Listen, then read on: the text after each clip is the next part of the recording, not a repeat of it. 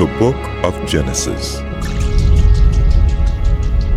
In the beginning, God created the heavens and the earth. Now the earth was formless and empty. Darkness was over the surface of the deep, and the Spirit of God was hovering over the waters. And God said, "Let there be light." And there was light. God saw that the light was good, and he separated the light from the darkness.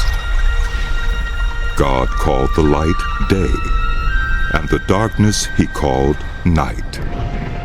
And there was evening, and there was morning, the first day. And God said, "Let there be a vault between the waters, to separate water from water." So God made the vault and separated the water under the vault from the water above it. And it was so. God called the vault sky. And there was evening, and there was morning, the second day. And God said, "Let the water under the sky be gathered to one place, and let dry ground appear." And it was so. God called the dry ground land, and the gathered waters he called seas. And God saw that it was good. Then God said, "Let the land produce vegetation, seed-bearing plants, and trees on the land that bear fruit with seed in it, according to their various kinds." And it was so. The land produced vegetation, plants bearing seed according to their kinds, and trees bearing fruit with seed in it according to their kinds. And God saw that it was good. And there was evening, and there was morning, the third day.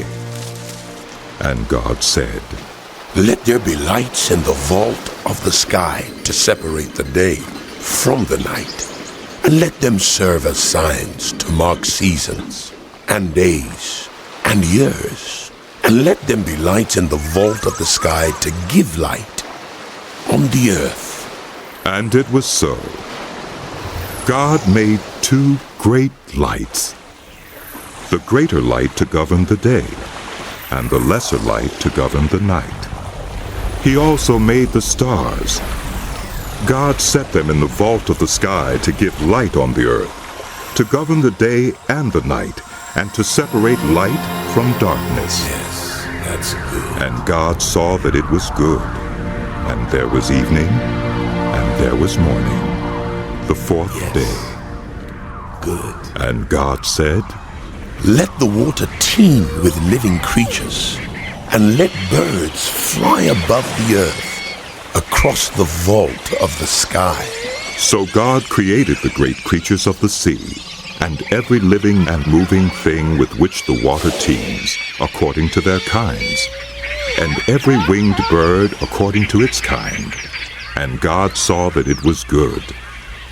God blessed them and said, "Be fruitful, and increase in number, and fill the water in the seas, and let the birds increase on the earth." And there was evening, and there was morning, the fifth day. And God said, "Let the land produce living creatures, according to their kinds, livestock, creatures that move along the ground, and wild animals, each according to its kind." And it was so. God made the wild animals according to their kinds, the livestock according to their kinds, and all the creatures that move along the ground according to their kinds. And God saw that it was good. Then God said, "Let us make human beings in our image, in our likeness, so that they may rule over the fish in the sea, and the birds in the sky, over the livestock, and all the wild animals, and over all the creatures that move along the ground." So God created human beings in his own image. In the image of God he created them. Male and female he created them. God blessed them and said to them, "Be fruitful and increase in number. Fill the earth and subdue it. Rule over the fish in the sea, and the birds in the sky, and over every living creature that moves on the ground. Then God said, I give you every seed-bearing plant on the face of the whole earth, and every tree that has fruit with seed in it. They will be yours for food. And to all the beasts of the earth, and all the birds in the sky, and all the creatures that move on the ground, everything that has the breath of life in it, I give every green plant for food. and it was so. God saw all that he had made, and it was very good. And there was evening, and there was morning, the sixth day. Thus the heavens and the earth were completed in all their vast array. By the seventh day, God had finished the work he had been doing. So on the seventh day, he rested from all his work. Then God blessed the seventh day and made it holy, because on it he rested from all the work of creating that he had done. This is the account of the heavens and the earth when they were created, when the Lord God made the earth and the heavens. Now no shrub had yet appeared on the earth, and no plant had yet sprung up. For the Lord God had not sent rain on the earth, and there was no one to work the ground. But streams came up from the earth, and watered the whole surface of the ground. Then the Lord God formed a man from the dust of the ground, and breathed into his nostrils the breath of life, and the man became a living being. Now the Lord God had planted a garden in the east, in Eden, and there he put the man he had formed.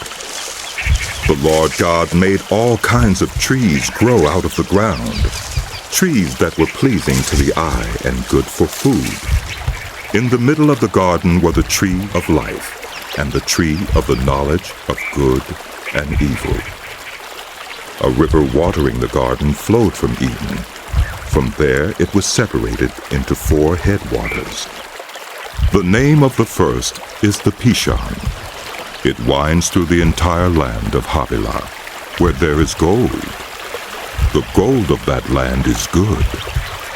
Aromatic resin and onyx are also there. The name of the second river is the Gihon. It winds through the entire land of Cush. The name of the third river is the Tigris. It runs along the east side of Asher. And the fourth river is the Euphrates. The Lord God took the man and put him in the Garden of Eden, to work it and take care of it. And the Lord God commanded the man, You are free to eat from any tree in the garden, but you must not eat from the tree of the knowledge of good and evil, for when you eat of it, you will certainly die. The Lord God said, It is not good for the man to be alone. I will make a helper suitable for him. Now the Lord God had formed out of the ground all the wild animals and all the birds in the sky. He brought them to the man to see what he would name them. And whatever the man called each living creature, that was its name. So the man gave names to all the livestock, the birds in the sky, and all the wild animals. But for Adam no suitable helper was found. So the Lord God caused the man to fall into a deep sleep. And while he was sleeping, he took one of the man's ribs, and then closed up the place with flesh. Then the Lord God made a woman from the rib he had taken out of the man, and he brought her to the man. The man said, This is now bone of my bones and flesh of my flesh. She shall be called woman, for she was taken out of man. For this reason a man will leave his father and mother and be united to his wife, and they will become one flesh. One flesh. The man and his wife were both naked, and they felt no shame. Now the serpent was more crafty than any of the wild animals the Lord God had made. He said to the woman, Did God really say you must not eat from any tree in the garden? The woman said to the serpent, We may eat fruit from the trees in the garden, but God did say, You must not eat fruit from the tree that is in the middle of the garden, and you must not touch it, or you will die. You will not certainly die, for God knows that when you eat of it, your eyes will be opened, and you will be like God, knowing good and evil. When the woman saw that the fruit of the tree was good for food and pleasing to the eye, and also desirable for gaining wisdom, she took some and ate it. She also gave some to her husband, who was with her, and he ate it. Then the eyes of both of them were opened, and they realized they were naked. So they sewed fig leaves together and made coverings for themselves. Then the man and his wife heard the sound of the Lord God as he was walking in the garden in the cool of the day, and they hid from the Lord God among the trees of the garden. But the Lord God called to the man, Where are you? He answered, I heard you were in the garden, and I was afraid because I was naked, so I hid. And he said, Who told you that you were naked? Have you eaten from the tree that I commanded you not to eat from? The man said, The woman you put here with me, she gave me some fruit from the tree, and I ate it. Then the Lord God said to the woman, What is this you have done? The woman said, The serpent deceived me, and I ate. So the Lord God said to the serpent, Because you have done this, cursed are you above all livestock and all wild animals. You will crawl on your belly, and you will eat dust all the days of your life. And I will put enmity between you and the woman, and between your offspring and hers. He will crush your head, and you will strike his heel. To the woman he said, I will make your pains in childbearing very severe. With pain you will give birth to children. Your desire will be for your husband, and he will rule over you.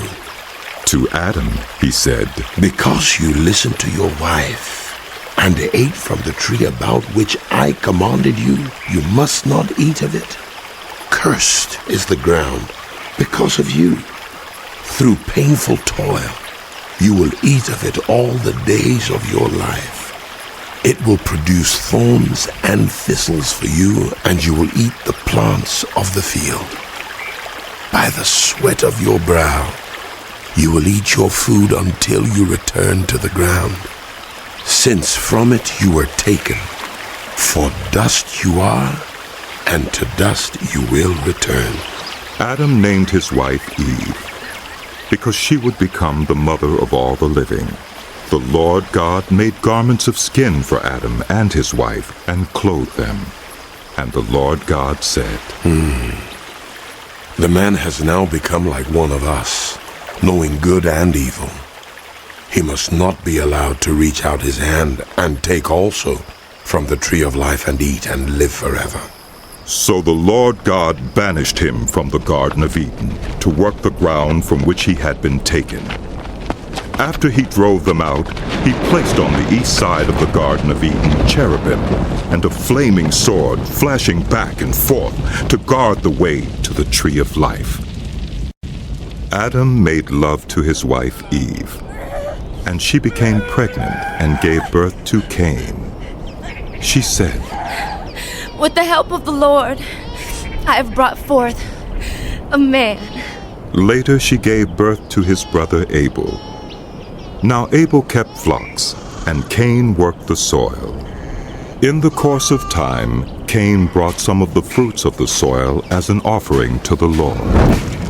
And Abel also brought an offering, fat portions from some of the firstborn of his flock. The Lord looked with favor on Abel and his offering, but on Cain and his offering he did not look with favor. So Cain was very angry, and his face was downcast. Then the Lord said to Cain, Why are you angry? Why is your face downcast? If you do what is right, will you not be accepted? But if you do not do what is right, sin is crouching at your door. It desires to have you, but you must rule over it. Now Cain said to his brother Abel, Let's go out to the field.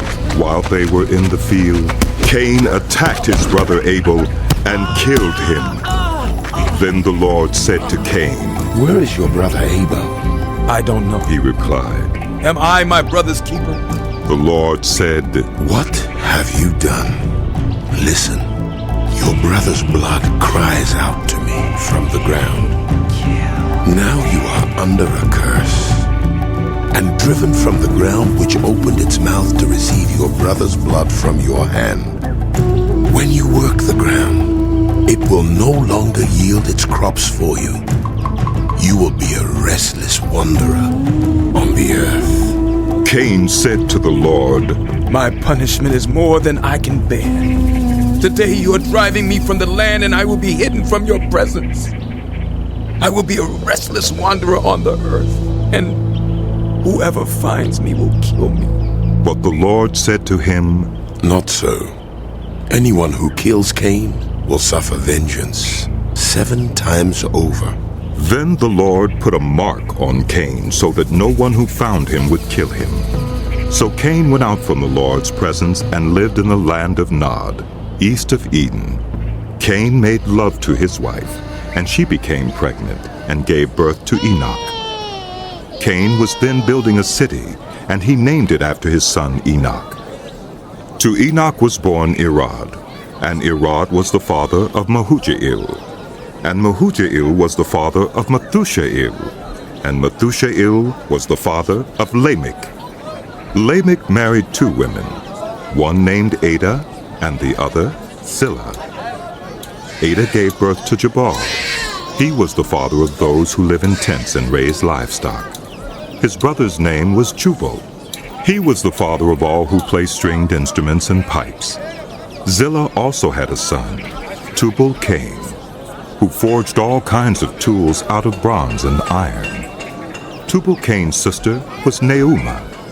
Lamech said to his wives, Ada and Zillah, listen to me. Wives of Lamech, hear my words. I have killed a man for wounding me, a young man for injuring me. If Cain is avenged 7 times, then Lamech 77 times. Adam made love to his wife again, and she gave birth to a son and named him Seth, saying, God has granted me another child in place of Abel, since Cain killed him. Seth also had a son, and he named him Enosh. At that time, people began to call on the name of the Lord. This is the written account of Adam's family line. When God created human beings, he made them in the likeness of God. He created them male and female, and blessed them. And when they were created, he called them human beings. When Adam had lived 130 years, he had a son in his own likeness, in his own image, and he named him Seth. After Seth was born, Adam lived 800 years and had other sons and daughters. Altogether, Adam lived a total of 930 years, and then he died. When Seth had lived 105 years, he became the father of Enosh. After he became the father of Enosh, Seth lived 807 years and had other sons and daughters. Altogether, Seth lived a total of 912 years, and then he died. When Enosh had lived 90 years, he became the father of Kenan. After he became the father of Kenan, Enosh lived 815 years and had other sons and daughters. Altogether, Enosh lived a total of 905 years, and then he died. When Kenan had lived 70 years, he became the father of Mahalaleel. After he became the father of Mahalaleel, Kenan lived 840 years and had other sons and daughters. Altogether, Kenan lived a total of 910 years, and then he died. When Mahalaleel had lived 65 years, he became the father of Jared. After he became the father of Jared, Mahalaleel lived 830 years and had other sons and daughters. Altogether, Mahalaleel lived a total of 895 years, and then he died. When Jared had lived 162 years, he became the father of Enoch. After he became the father of Enoch, Jared lived 800 years and had other sons and daughters. Altogether, Jared lived a total of 962 years, and then he died. When Enoch had lived 65 years, he became the father of Methuselah. After he became the father of Methuselah, Enoch walked faithfully with God 300 years and had other sons and daughters. Altogether, Enoch lived a total of 365 years. Enoch walked faithfully with God. Then he was no more, because God took him away. When Methuselah had lived 187 years, he became the father of Lamech. After he became the father of Lamech, Methuselah lived 782 years and had other sons and daughters. Altogether, Methuselah lived a total of 969 years, and then he died. When Lamech had lived 182 years, he had a son. He named him Noah and said, He will comfort us in the labor and painful toil of our hands, caused by the ground the Lord has cursed. After Noah was born, Lamech lived 595 years and had other sons and daughters. Altogether, Lamech lived a total of 777 years, and then he died. After Noah was 500 years old, he became the father of Shem, Ham, and Japheth. When human beings began to increase in number on the earth and daughters were born to them, the sons of God saw that these daughters were beautiful, and they married any of them they chose.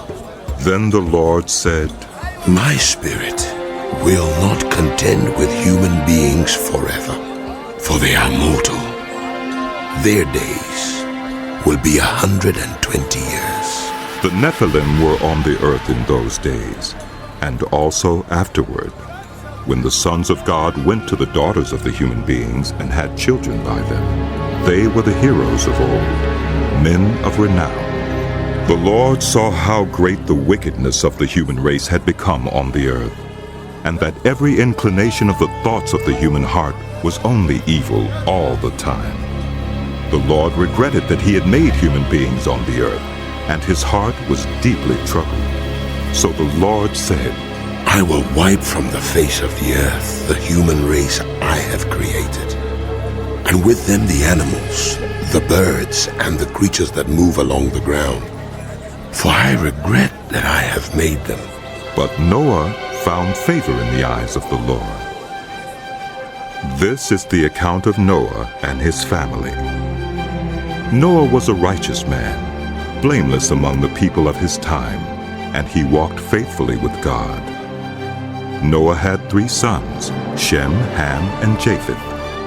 Now the earth was corrupt in God's sight, and was full of violence. God saw how corrupt the earth had become, for all the people on earth had corrupted their ways. So God said to Noah, I am going to put an end to all people, for the earth is filled with violence because of them. I am surely going to destroy both them and the earth. So make yourself an ark of cypress wood, make rooms in it, and coat it with pitch inside and out. This is how you are to build it. The ark is to be 300 cubits long, 50 cubits wide, and 30 cubits high. Make a roof for it, leaving below the roof an opening 1 cubit high all around. Put a door in the side of the ark, and make lower, middle, and upper decks. I am going to bring floodwaters on the earth to destroy all life under the heavens. Every creature that has the breath of life in it, everything on earth will perish. But I will establish my covenant with you, and you will enter the ark. You and your sons and your wife and your sons' wives with you. You are to bring into the ark 2 of all living creatures, male and female, to keep them alive with you. 2 of every kind of bird, of every kind of animal, and of every kind of creature that moves along the ground will come to you to be kept alive. You are to take every kind of food that is to be eaten and store it away as food for you and for them. Noah did everything just as God commanded him. The Lord then said to Noah, Go into the ark, you and your whole family, because I have found you righteous in this generation.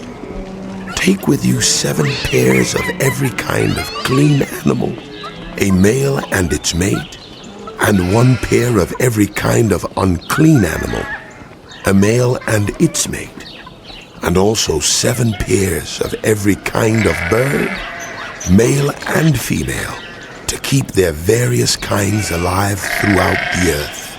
7 days from now, I will send rain on the earth for 40 days and 40 nights, and I will wipe from the face of the earth every living creature I have made. And Noah did all that the Lord commanded him. Noah was 600 years old when the floodwaters came on the earth. And Noah and his sons and his wife and his sons' wives entered the ark to escape the waters of the flood. Pairs of clean and unclean animals, of birds, and of all creatures that move along the ground, male and female, came to Noah and entered the ark, as God had commanded Noah.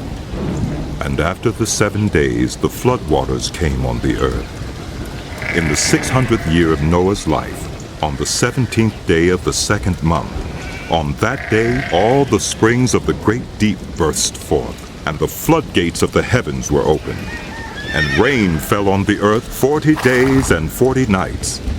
On that very day Noah and his sons, Shem, Ham, and Japheth, together with his wife, and the wives of his 3 sons, entered the ark.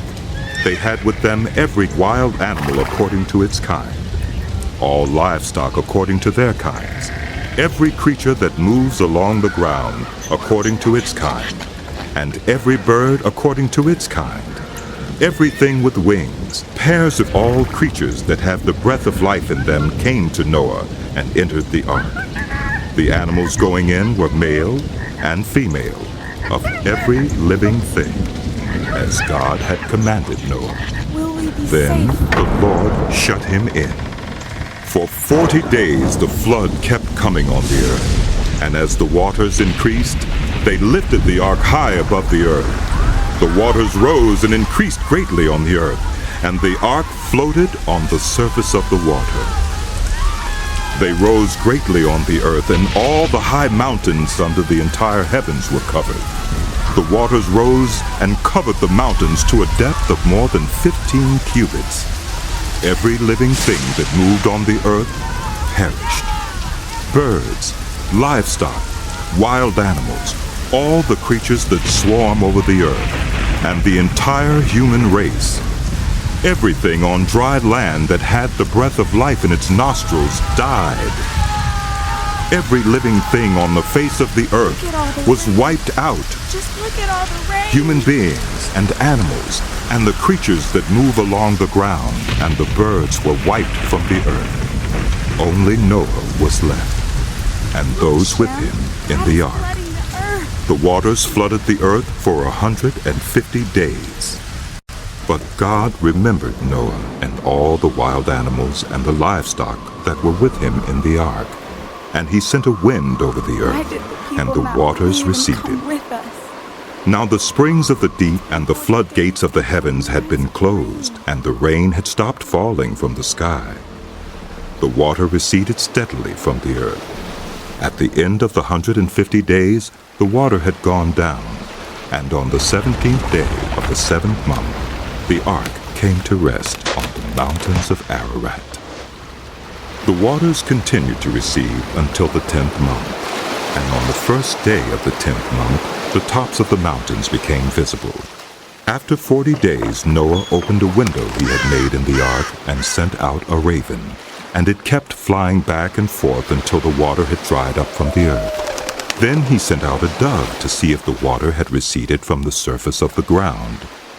But the dove could find nowhere to perch, because there was water over all the surface of the earth. So it returned to Noah in the ark. He reached out his hand and took the dove and brought it back to himself in the ark. He waited 7 more days and again sent out the dove from the ark.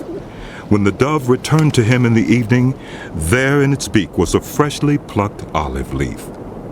Then Noah knew that the water had receded from the earth. He waited 7 more days and sent the dove out again, but this time it did not return to him. By the first day of the first month of Noah's 601st year, the water had dried up from the earth. Noah then removed the covering from the ark and saw that the surface of the ground was dry. By the 27th day of the 2nd month, the earth was completely dry. Then God said to Noah, "Come out of the ark, you and your wife and your sons and their wives.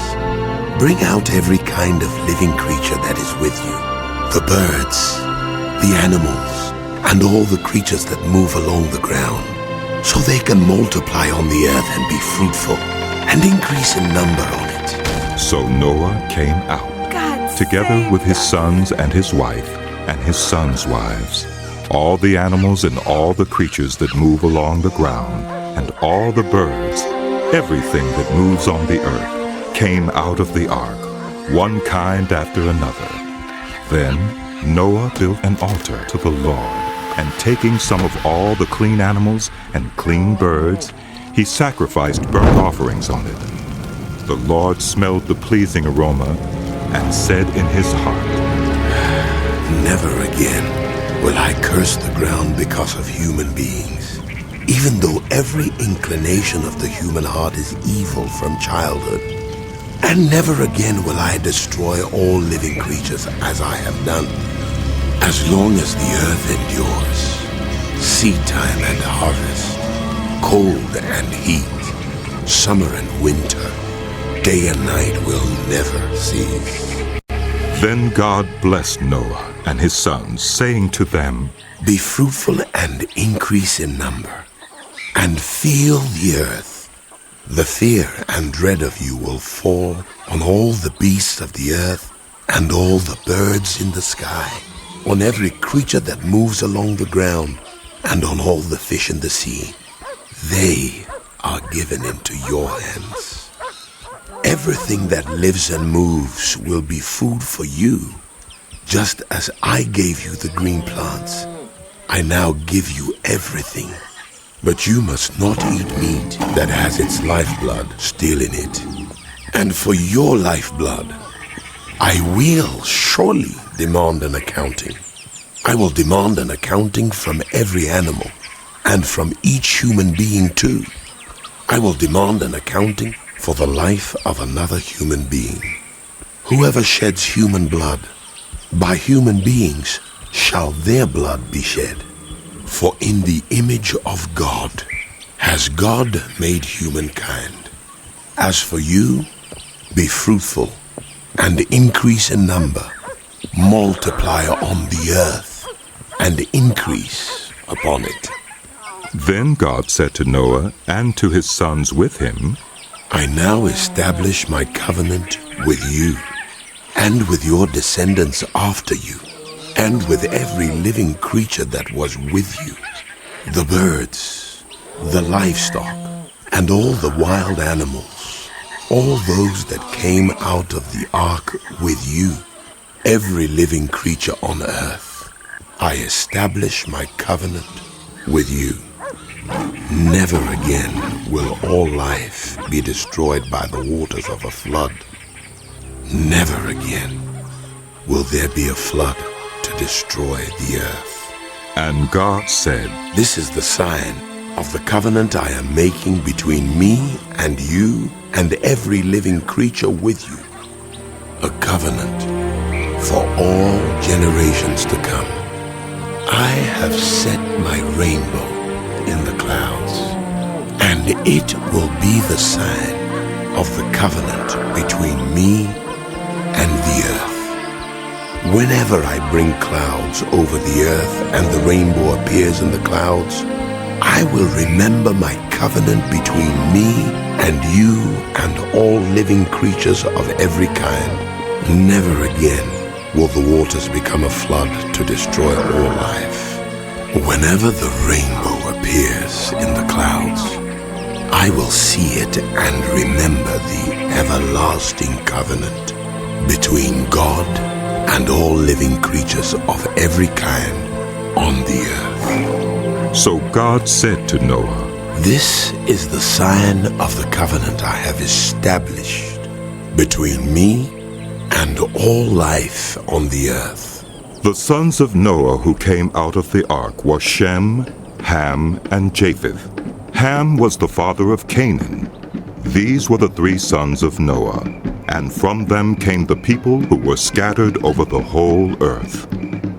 Noah, a man of the soil, proceeded to plant a vineyard. When he drank some of its wine, he became drunk and lay uncovered inside his tent. Ham, the father of Canaan, saw his father's nakedness and told his 2 brothers outside. But Shem and Japheth took a garment and laid it across their shoulders. Then they walked in backward and covered their father's nakedness. Their faces were turned the other way so that they would not see their father's nakedness. When Noah awoke from his wine and found out what his youngest son had done to him, he said, Cursed be Canaan. The lowest of slaves will he be to his brothers. He also said, Praise be to the Lord, the God of Shem. May Canaan be the slave of Shem. May God extend Japheth's territory. May Japheth live in the tents of Shem, and may Canaan be the slave of Japheth. After the flood, Noah lived 350 years. Noah lived a total of 950 years, and then he died. This is the account of Shem, Ham, and Japheth, Noah's sons, who themselves had sons after the flood. The sons of Japheth, Gomer, Magog, Madai, Javan, Tubal, Meshech, and Tyrus. The sons of Gomer, Ashkenaz, Riphath, and Togarmah. The sons of Javan, Elisha, Tarshish, the Kittites, and the Rodanites. From these the maritime peoples spread out into their territories by their clans within their nations, each with its own language. The sons of Ham, Cush, Egypt, Put, and Canaan. The sons of Cush, Seba, Havilah, Sabta, Raama, and Sabteka. The sons of Raama, Sheba, and Dedan. Cush was the father of Nimrod, who became a mighty warrior on the earth. He was a mighty hunter before the Lord. That is why it is said, like Nimrod, a mighty hunter before the Lord. The first centers of his kingdom were Babylon, Uruk, Akkad, and Calneh in Shinar. From that land he went to Assyria, where he built Nineveh, Rehoboth-er, Calah, and Resen, which is between Nineveh and Calah, which is the great city. Egypt was the father of the Ludites, Anamites, Lehabites, Naphtuhites, Pathrusites, Cashlahites, from whom the Philistines came, and Caphtorites. Canaan was the father of Sidon, his firstborn, and of the Hittites, Jebusites, Amorites, Girgashites, Hivites, Arkites, Sinites, Arvadites, Zemarites, and Hamathites. Later the Canaanite clans scattered, and the borders of Canaan reached from Sidon toward Gerar as far as Gaza, and then toward Sodom, Gomorrah, Admah, and Zeboiim as far as Lasha. These are the sons of Ham by their clans and languages, in their territories and nations. Sons were also born to Shem, whose older brother was Japheth.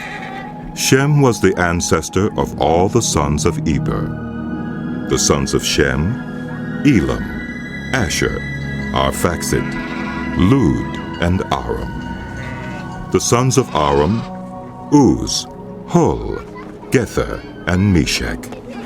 Arphaxad was the father of Shelah, and Shelah the father of Eber.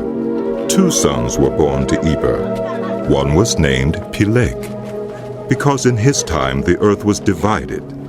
His brother was named Joktan.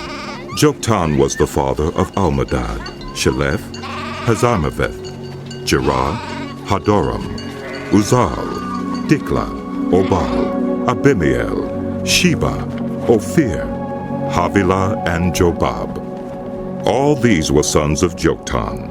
The region where they lived stretched from Mesha toward Sephar in the eastern hill country.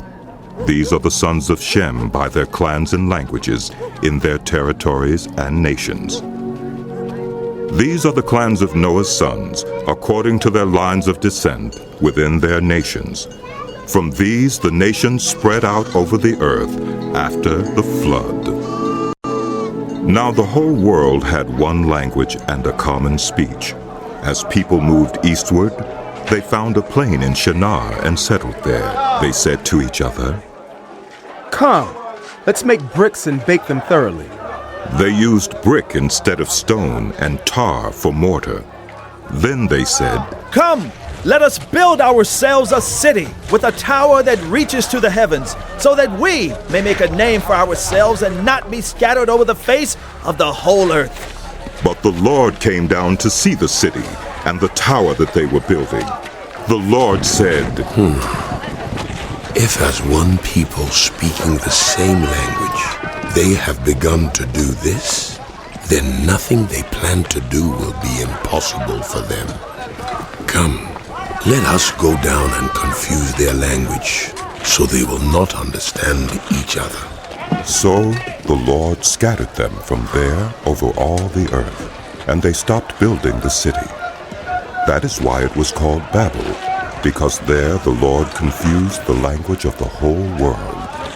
From there the Lord scattered them over the face of the whole earth. This is the account of Shem's family line. 2 years after the flood, when Shem was 100 years old, he became the father of Arphaxad. And after he became the father of Arphaxad, Shem lived 500 years and had other sons and daughters. When Arphaxad had lived 35 years, he became the father of Shelah. And after he became the father of Shelah, Arphaxad lived 403 years and had other sons and daughters. When Shelah had lived 30 years, he became the father of Eber. And after he became the father of Eber, Shelah lived 403 years and had other sons and daughters. When Eber had lived 34 years, he became the father of Peleg. And after he became the father of Peleg, Eber lived 430 years and had other sons and daughters. When Peleg had lived 30 years, he became the father of Reu.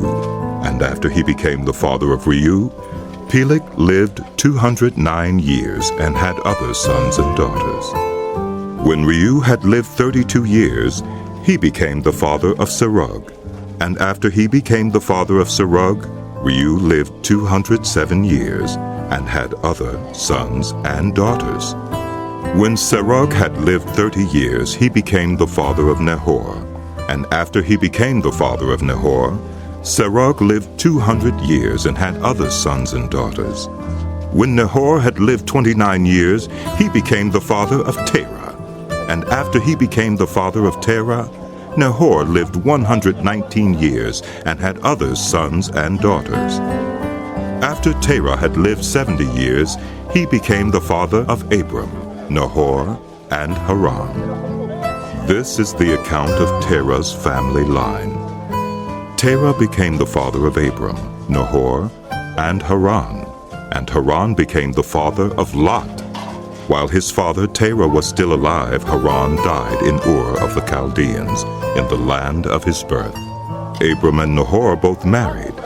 The name of Abram's wife was Sarai, and the name of Nahor's wife was Milcah. She was the daughter of Haran, the father of both Milcah and Ishkah. Now Sarai was childless because she was not able to conceive. Terah took his son Abram, his grandson Lot, son of Haran, and his daughter-in-law Sarai, the wife of his son Abram, and together they set out from Ur of the Chaldeans to go to Canaan. But when they came to Haran, they settled there. Terah lived 205 years, and he died in Haran. The Lord had said to Abram, Go from your country, your people, and your father's household to the land I will show you. I will make you into a great nation, and I will bless you. I will make your name great, and you will be a blessing. I will bless those who bless you, and whoever curses you, I will curse. And all peoples on earth will be blessed through you. So Abram went, as the Lord had told him, and Lot went with him. Abram was 75 years old when he set out from Haran. He took his wife Sarai, his nephew Lot, all the possessions they had accumulated, and the people they had acquired in Haran, and they set out for the land of Canaan, and they arrived there. Abram traveled through the land as far as the site of the great tree of Moreh at Shechem. At that time the Canaanites were in the land. The Lord appeared to Abram and said, To your offspring I will give this land. So he built an altar there to the Lord, who had appeared to him. From there he went on toward the hills east of Bethel and pitched his tent, with Bethel on the west and Ai on the east. There he built an altar to the Lord and called on the name of the Lord. Then Abram set out and continued toward the Negev. Now there was a famine in the land, and Abram went down to Egypt to live there for a while, because the famine was severe. As he was about to enter Egypt, he said to his wife Sarai, I know what a beautiful woman you are. When the Egyptians see you, they will say, This is his wife. Then they will kill me, but will let you live. Say you are my sister, so that I will be treated well for your sake, and my life will be spared because of you. When Abram came to Egypt, the Egyptians saw that Sarai was a very beautiful woman, and when Pharaoh's officials saw her, they praised her to Pharaoh, and she was taken into his palace. He treated Abram well for her sake, and Abram acquired sheep and cattle, male and female donkeys, male and female servants, and camels. But the Lord inflicted serious diseases on Pharaoh and his household because of Abram's wife Sarai. So Pharaoh summoned Abram. What have you done to me? He said. Why didn't you tell me she was your wife? Why did you say she is my sister, so that I took her to be my wife? Now then, here is your wife. Take her and go. Then Pharaoh gave orders about Abram to his men, and they sent him on his way with his wife and everything he had. So Abram went up from Egypt to the Negev with his wife and everything he had, and Lot went with him. Abram had become very wealthy in livestock and in silver and gold. From the Negev he went from place to place until he came to Bethel, to the place between Bethel and Ai, where his tent had been earlier, and where he had first built an altar. There Abram called on the name of the Lord. Now Lot, who was moving about with Abram, also had flocks and herds and tents. But the land could not support them while they stayed together, for their possessions were so great that they were not able to stay together, and quarreling arose between Abram's herders and the herders of Lot. The Canaanites and Perizzites were also living in the land at that time. So Abram said to Lot, Let's not have any quarreling between you and me, or between your herders and mine, for we are close relatives. Is not the whole land before you? Let's part company. If you go to the left, I'll go to the right. If you go to the right, I'll go to the left. Lot looked around and saw that the whole plain of the Jordan was well watered, like the garden of the Lord, like the land of Egypt toward Zoar. This was before the Lord destroyed Sodom and Gomorrah. So Lot chose for himself the whole plain of the Jordan and set out toward the east. The two men parted company. Abram lived in the land of Canaan, while Lot lived among the cities of the plain and pitched his tents near Sodom. Now the people of Sodom were wicked and were sinning greatly against the Lord. The Lord said to Abram after Lot had parted from him, Look around from where you are, to the north and south, to the east and west. All the land that you see, I will give to you and your offspring forever. I will make your offspring like the dust of the earth, so that if anyone could count the dust, then your offspring could be counted. Go, walk through the length and breadth of the land, for I am giving it to you. So Abram went to live near the great trees of Mamre at Hebron, where he pitched his tents. There he built an altar to the Lord. At the time when Amraphel was king of Shinar, Arioch, king of Elasar, Chedorlaomer, king of Elam, and Tidal, king of Goyim. These kings went to war against Bera, king of Sodom, Bersha, king of Gomorrah, Shinab, king of Admah, Shemeber, king of Zeboim, and the king of Bela, that is Zoar. All these latter kings joined forces in the valley of Siddim, that is, the Dead Sea Valley. For 12 years they had been subject to Chedorlaomer. But in the 13th year they rebelled. In the 14th year, Chedorlaomer and the kings allied with him went out and defeated the Rephaites in Ashteroth-Karnaim, the Zuzites in Ham, the Emites in Shaveh, Kiriathaim, and the Horites in the hill country of Seir, as far as El Paran, near the desert. Then they turned back and went to En-Mishpat, that is Kadesh, and they conquered the whole territory of the Amalekites, as well as the Amorites who were living in Hazazon Tamar. Then the king of Sodom, the king of Gomorrah, the king of Admah, the king of Zeboim, and the king of Bela, that is Zoar, marched out and drew up their battle lines in the valley of Siddim against Chedorlaomer, king of Elam, Tidal, king of Goyim, Amraphel, king of Shinar, and Arioch, king of Elasar. 4 kings against 5. Now the valley of Siddim was full of tar pits, and when the kings of Sodom and Gomorrah fled, some of the men fell into them, and the rest fled to the hills. The 4 kings seized all the goods of Sodom and Gomorrah, and all their food. Then they went away. They also carried off Abram's nephew Lot and his possessions, since he was living in Sodom. A man who had escaped came and reported this to Abram the Hebrew. Now Abram was living near the great trees of Mamre the Amorite, a brother of Eshcol and Aner, all of whom were allied with Abram. When Abram heard that his relative had been taken captive, he called out the 318 trained men born in his household and went in pursuit as far as Dan. During the night, Abram divided his men to attack them, and he routed them, pursuing them as far as Hobah, north of Damascus. He recovered all the goods and brought back his relative Lot and his possessions, together with the women and the other people. After Abram returned from defeating Chedorlaomer and the kings allied with him, the king of Sodom came out to meet him in the valley of Shaveh, that is, the king's valley. Then Melchizedek, king of Salem, brought out bread and wine.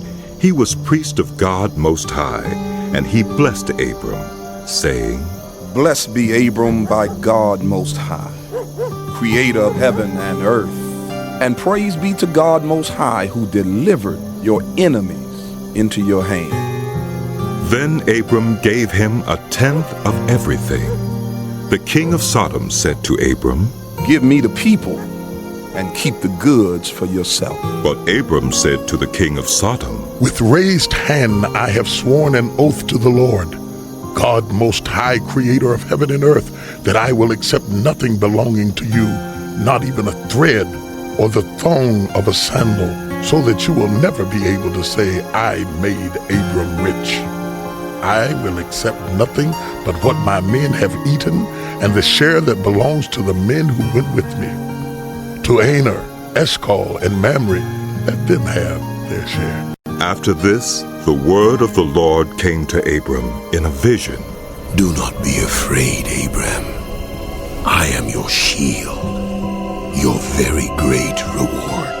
But Abram said, Sovereign Lord, what can you give me since I remain childless, and the one who will inherit my estate is Eliezer of Damascus? And Abram said, You have given me no children, so a servant in my household will be my heir. Then the word of the Lord came to him. This man will not be your heir, but a son coming from your own body will be your heir. He took him outside and said, Look up at the heavens and count the stars, if indeed you can count them. Then he said to him, So shall your offspring be. Abram believed the Lord, and he credited it to him as righteousness. He also said to him, I am the Lord who brought you out of Ur of the Chaldeans to give you this land to take possession of it. But Abram said, Sovereign Lord, how can I know that I will gain possession of it? So the Lord said to him, Bring me a heifer, a goat, and a ram, each 3 years old, along with a dove and a young pigeon.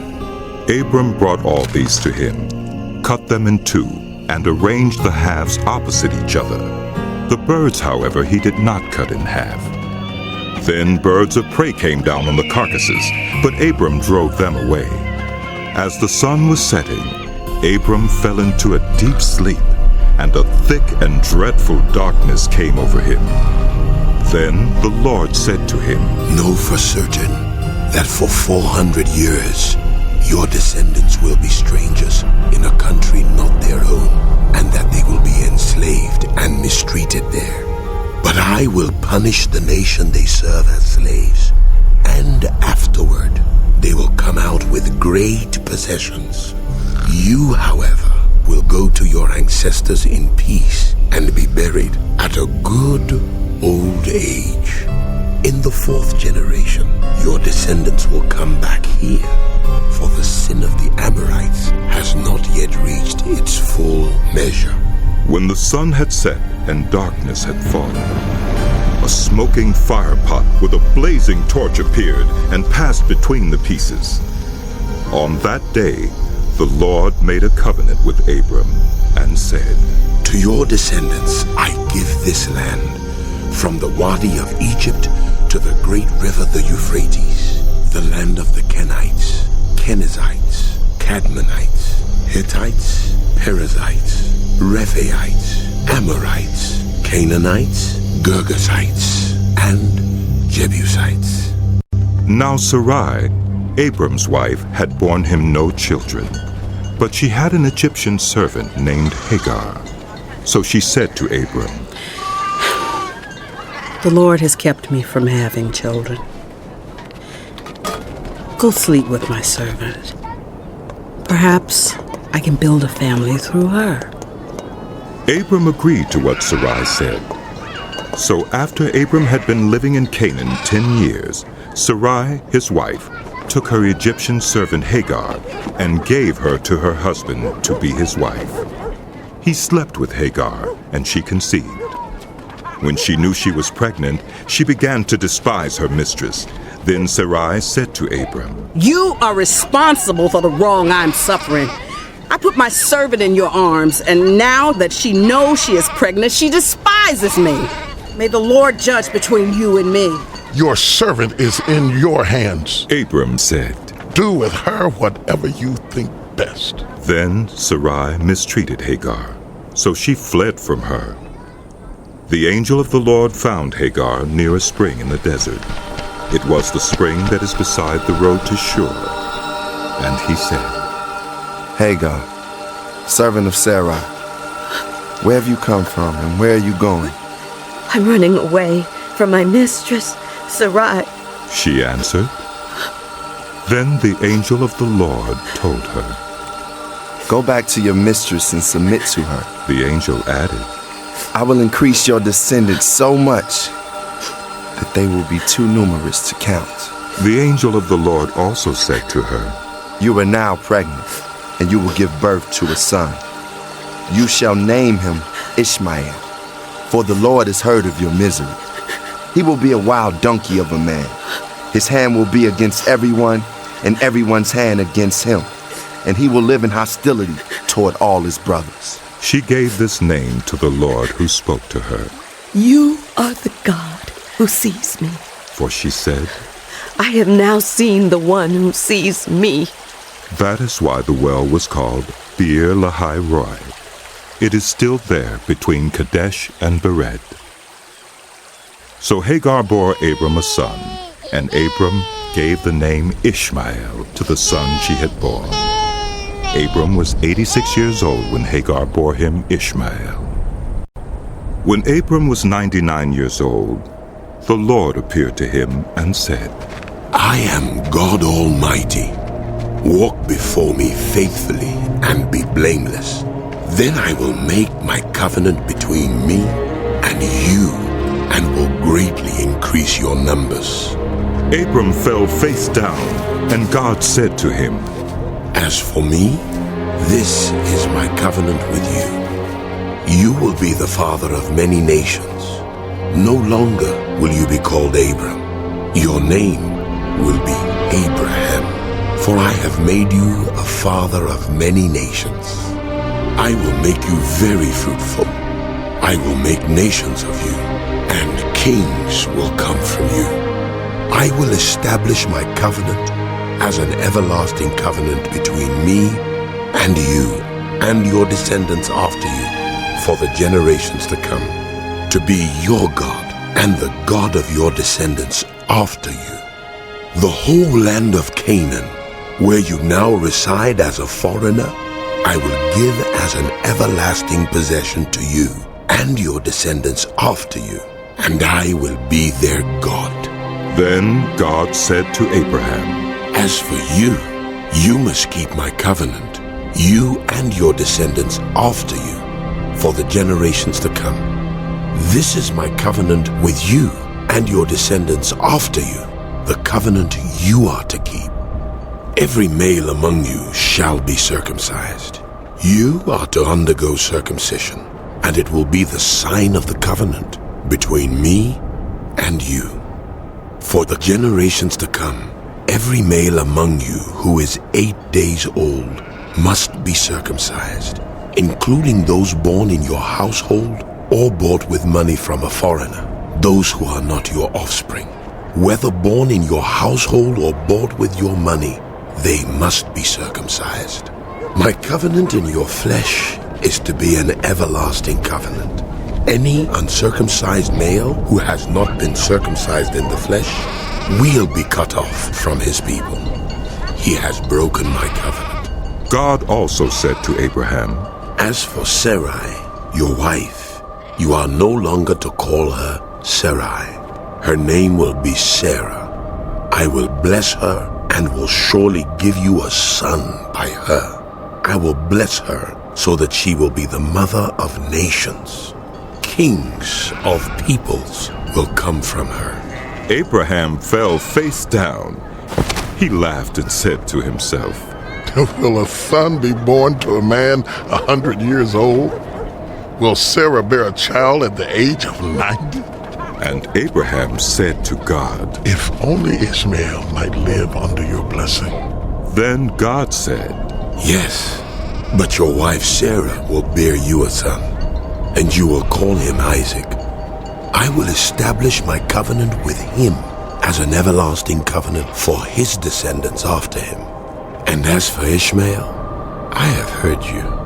I will surely bless him. I will make him fruitful, and will greatly increase his numbers.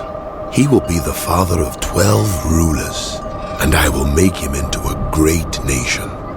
But my covenant I will establish with Isaac, whom Sarah will bear to you by this time next year. When he had finished speaking with Abraham, God went up from him. On that very day Abraham took his son Ishmael, and all those born in his household or bought with his money, every male in his household, and circumcised them, as God told him. Abraham was 99 years old when he was circumcised, and his son Ishmael was 13. Abraham and his son Ishmael were both circumcised on that same day, and every male in Abraham's household, including those born in his household or bought from a foreigner, was circumcised with him. The Lord appeared to Abraham near the great trees of Mamre, while he was sitting at the entrance to his tent in the heat of the day. Abraham looked up and saw 3 men standing nearby. When he saw them, he hurried from the entrance of his tent to meet them and bowed low to the ground. He said, "If I've found favor in your eyes, my Lord, do not pass your servant by. Let a little water be brought, and then you may all wash your feet and rest under this tree. Let me get you something to eat so you can be refreshed, and then go on your way, now that you have come to your servant." "Very well," they answered. "Do as you say." So Abraham hurried into the tent to Sarah. "Quick," he said, "get 3 seahs of the finest flour and knead it and bake some bread."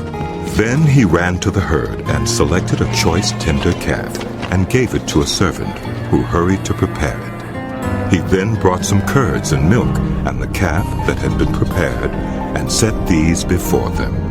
While they ate, he stood near them under a tree. "Where is your wife Sarah?" they asked him. "There, in the tent," he said. Then the Lord said, "I will surely return to you about this time next year, and Sarah your wife will have a son." Now Sarah was listening at the entrance to the tent, which was behind him.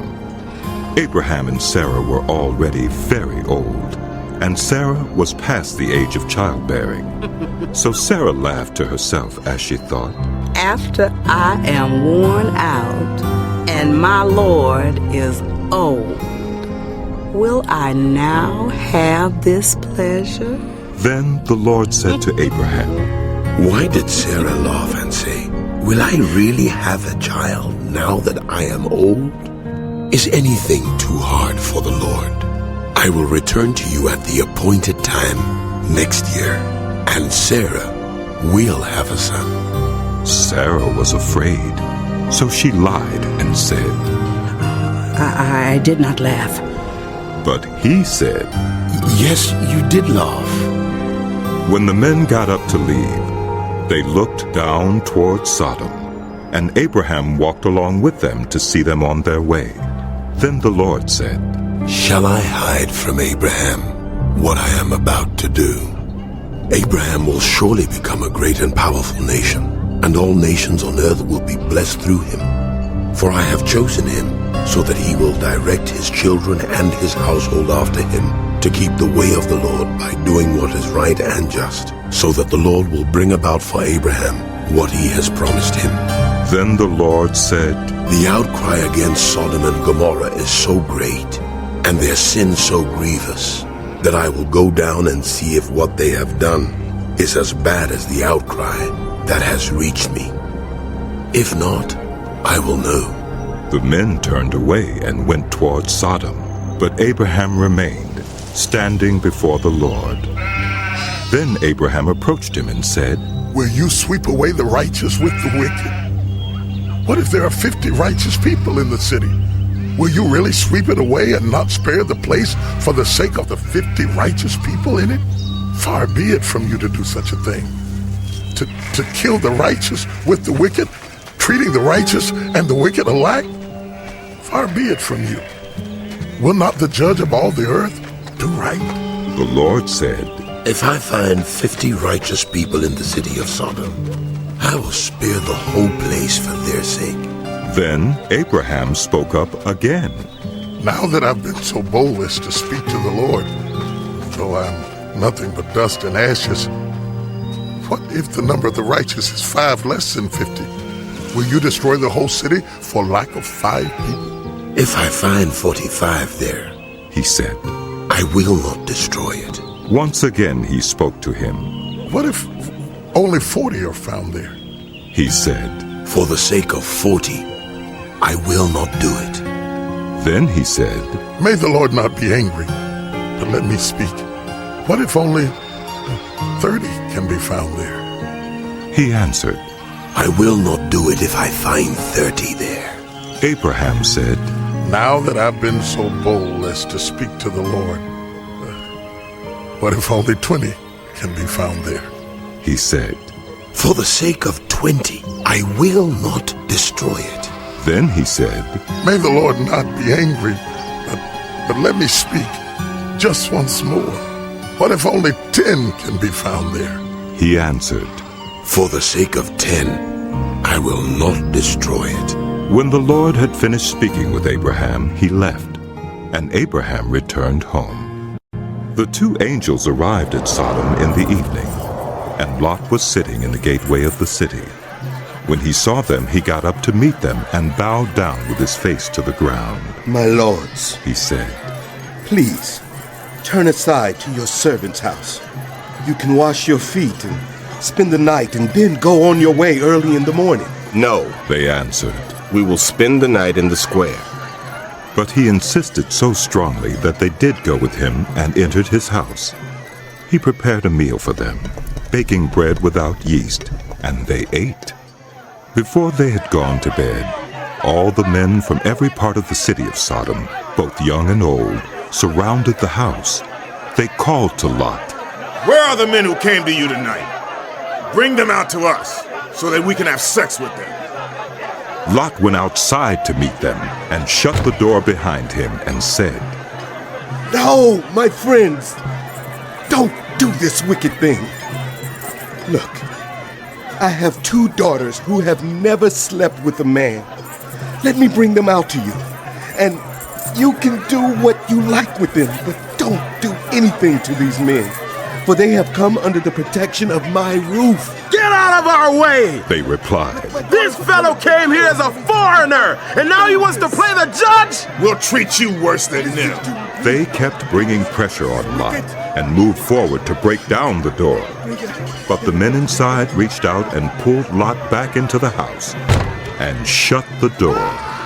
Then they struck the men who were at the door of the house, young and old, with blindness, so that they could not find the door.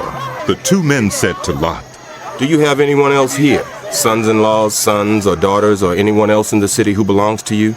Get them out of here, because we are going to destroy this place. The outcry to the Lord against his people is so great that he has sent us to destroy it. So Lot went out and spoke to his sons-in-law, who were pledged to marry his daughters. He said, Hurry and get out of this place, because the Lord is about to destroy the city. But his sons-in-law thought he was joking. With the coming of dawn, the angels urged Lot, saying, Hurry, take your wife and your 2 daughters who are here, or you will be swept away when the city is punished. When he hesitated, the men grasped his hand and the hands of his wife and of his 2 daughters and led them safely out of the city, for the Lord was merciful to them. As soon as they had brought them out, one of them said, Flee for your lives. Don't look back and don't stop anywhere in the plain. Flee to the mountains or you will be swept away. But Lot said to them, No, my lords, please. Your servant has found favor in your eyes, and you have shown great kindness to me in sparing my life. But I can't flee to the mountains. This disaster will overtake me and I'll die. Look, here is a town near enough to run to, and it is small. Let me flee to it. It is very small, isn't it? Then my life will be spared. He said to him, Very well. I will grant this request too. I will not overthrow the town you speak of, but flee there quickly, because I cannot do anything until you reach it. That is why the town was called Zoar. By the time Lot reached Zoar, the sun had risen over the land. Then the Lord rained down burning sulfur on Sodom and Gomorrah from the Lord out of the heavens. Thus he overthrew those cities and the entire plain, destroying all those living in the cities and also the vegetation in the land. But Lot's wife looked back, and she became a pillar of salt. Early the next morning, Abraham got up and returned to the place where he had stood before the Lord. He looked down toward Sodom and Gomorrah, toward all the land of the plain, and he saw dense smoke rising from the land, like smoke from a furnace. So when God destroyed the cities of the plain, he remembered Abraham, and he brought Lot out of the catastrophe that overthrew the cities where Lot had lived. Lot and his 2 daughters left Zoar and settled in the mountains, for he was afraid to stay in Zoar. He and his 2 daughters lived in a cave. One day the older daughter said to the younger, "Our father is old, and there's no man around here to give us children, as is the custom all over the earth. Let's get our father to drink wine and then sleep with him, and preserve our family line through our father." That night they got their father to drink wine, and the older daughter went in and slept with him. He was not aware of it when she lay down or when she got up. The next day the older daughter said to the younger, "Last night I slept with my father. Let's get him to drink wine again tonight, and you go in and sleep with him so we can preserve our family line through our father." So they got their father to drink wine that night also, and the younger daughter went in and slept with him. Again he was not aware of it when she lay down or when she got up. So both of Lot's daughters became pregnant by their father. The older daughter had a son, and she named him Moab. He is the father of the Moabites of today. The younger daughter also had a son, and she named him Ben-Ami. He is the father of the Ammonites of today. Now Abraham moved on from there into the region of the Negev, and lived between Kadesh and Shur. For a while he stayed in Gerar, and there Abraham said of his wife Sarah, "She is my sister." Then Abimelech, king of Gerar, sent for Sarah and took her. But God came to Abimelech in a dream one night and said to him, "You are as good as dead because of the woman you have taken. She is a married woman." Now Abimelech had not gone near her, so he said, "Lord, will you destroy an innocent nation? Did he not say to me, 'She is my sister'? And didn't she also say, 'He is my brother'? I have done this with a clear conscience and clean hands." Then God said to him in the dream, "Yes, I know you did this with a clear conscience, and so I have kept you from sinning against me. That is why I did not let you touch her. Now return the man's wife, for he is a prophet, and he will pray for you, and you will live. But if you do not return her, you may be sure that you and all who belong to you will die." Early the next morning, Abimelech summoned all his officials, and when he told them all that had happened, they were very much afraid. Then Abimelech called Abraham in and said, "What have you done to us? How have I wronged you that you have brought such great guilt upon me and my kingdom? You have done things to me that should never be done." And Abimelech asked Abraham, "What was your reason for doing this?" Abraham replied, "I said to myself, there is surely no fear of God in this place, and they will kill me because of my wife. Besides, she really is my sister, the daughter of my father, though not of my mother, and she became my wife. And when God had me wander from my father's household, I said to her, 'This is how you can show your love to me.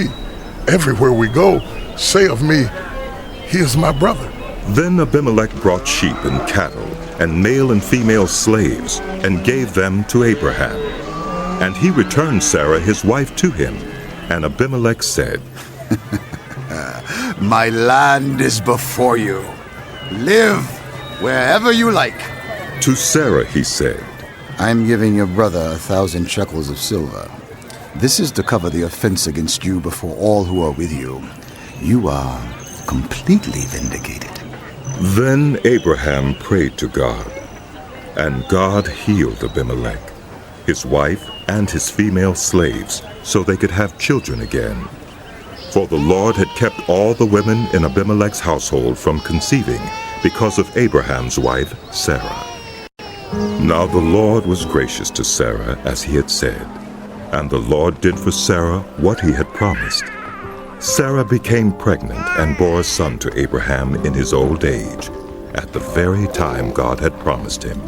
Abraham gave the name Isaac to the son Sarah bore him. When his son Isaac was 8 days old, Abraham circumcised him as God commanded him. Abraham was 100 years old when his son Isaac was born to him. Sarah said, God has brought me laughter, and everyone who hears about this will laugh with me. Who would have said to Abraham that Sarah would nurse children? Yet I have borne him a son in his old age. The child grew and was weaned, and on the day Isaac was weaned, Abraham held a great feast. But Sarah saw that the son whom Hagar the Egyptian had borne to Abraham was mocking, and she said to Abraham, You get rid of that slave woman and her son, for that slave woman's son will never share in the inheritance with my son, Isaac. The matter distressed Abraham greatly because it concerned his son. But God said to him, Do not be so distressed about the boy and your servant. Listen to whatever Sarah tells you, because it is through Isaac that your offspring will be reckoned. I will make the son of the servant into a nation also, because he is your offspring.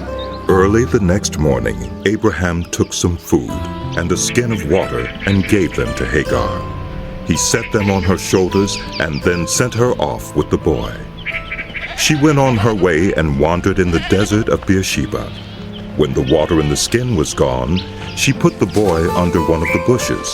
Then she went off and sat down about a bow shot away, for she thought, I cannot watch the boy die.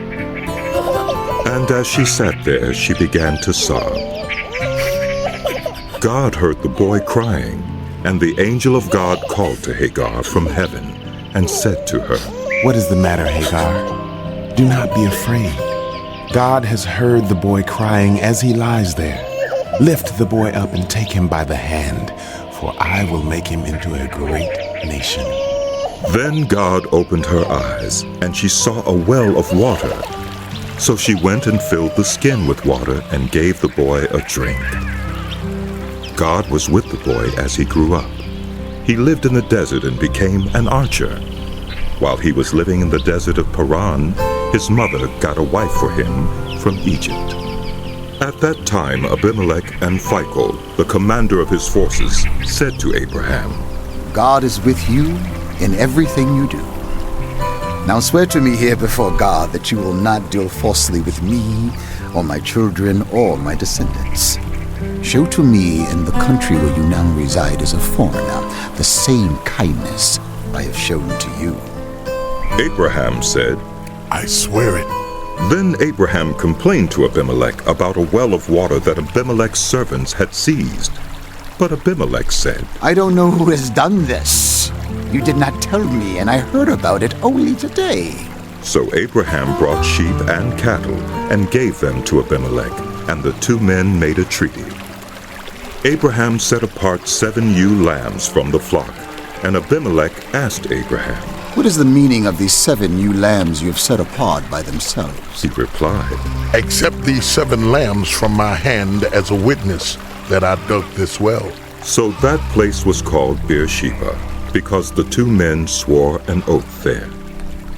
After the treaty had been made at Beersheba, Abimelech and Phicol, the commander of his forces, returned to the land of the Philistines. Abraham planted a tamarisk tree in Beersheba, and there he called on the name of the Lord, the eternal God. And Abraham stayed in the land of the Philistines for a long time. Some time later, God tested Abraham. He said to him, Abraham. Here I am, he replied.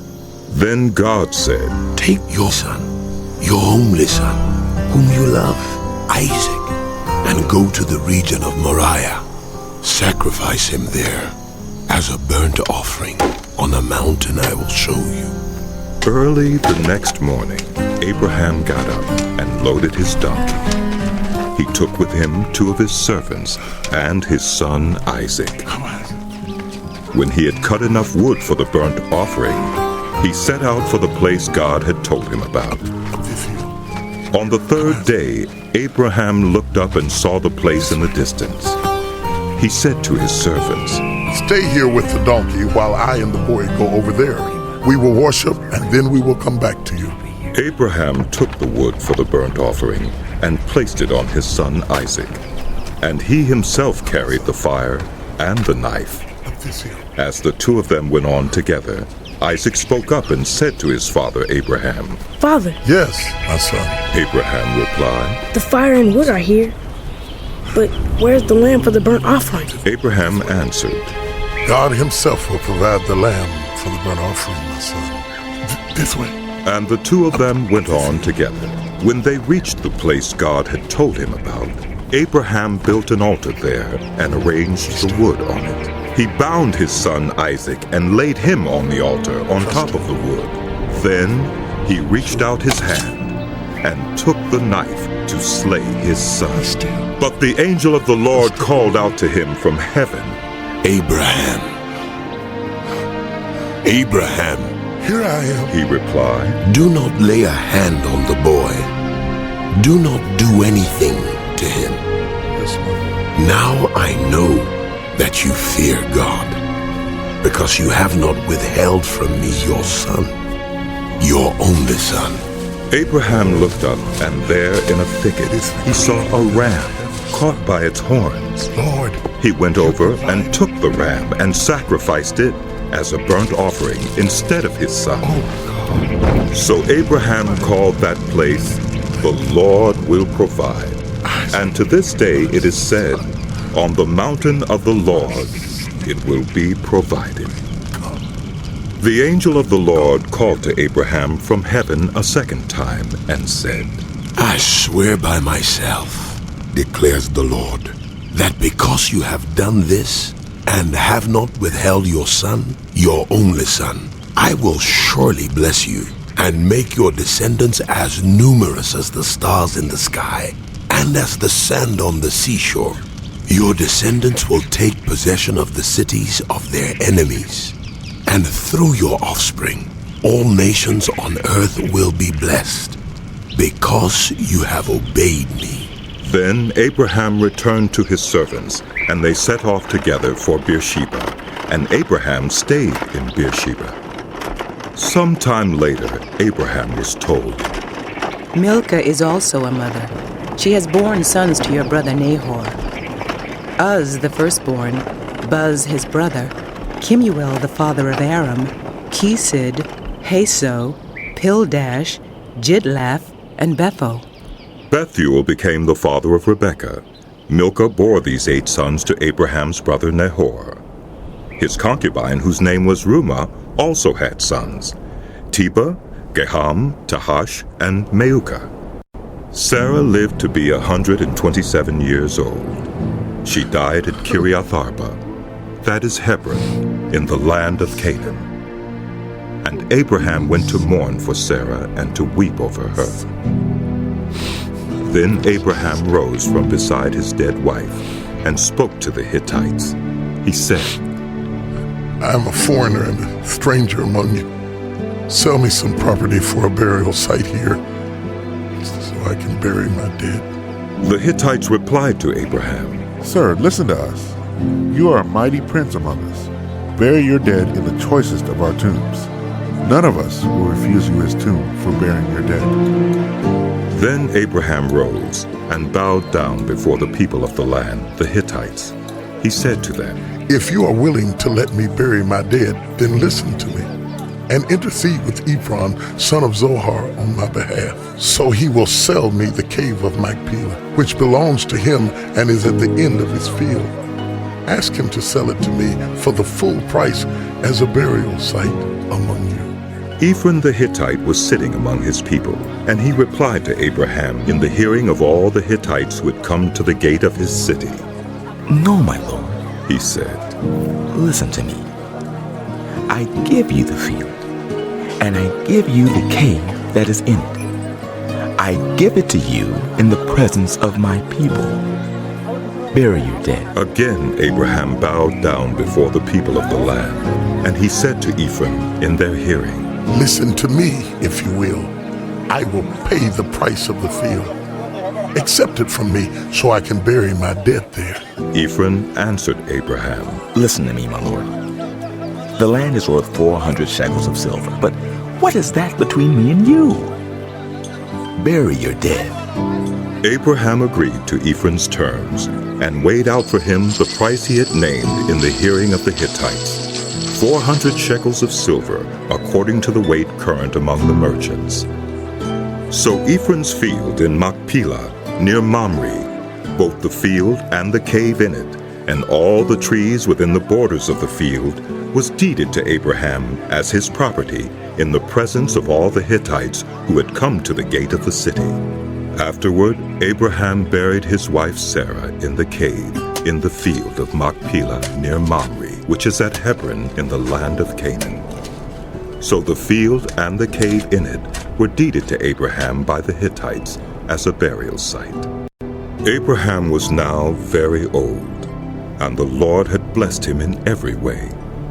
He said to the senior servant in his household, the one in charge of all that he had, Put your hand under my thigh.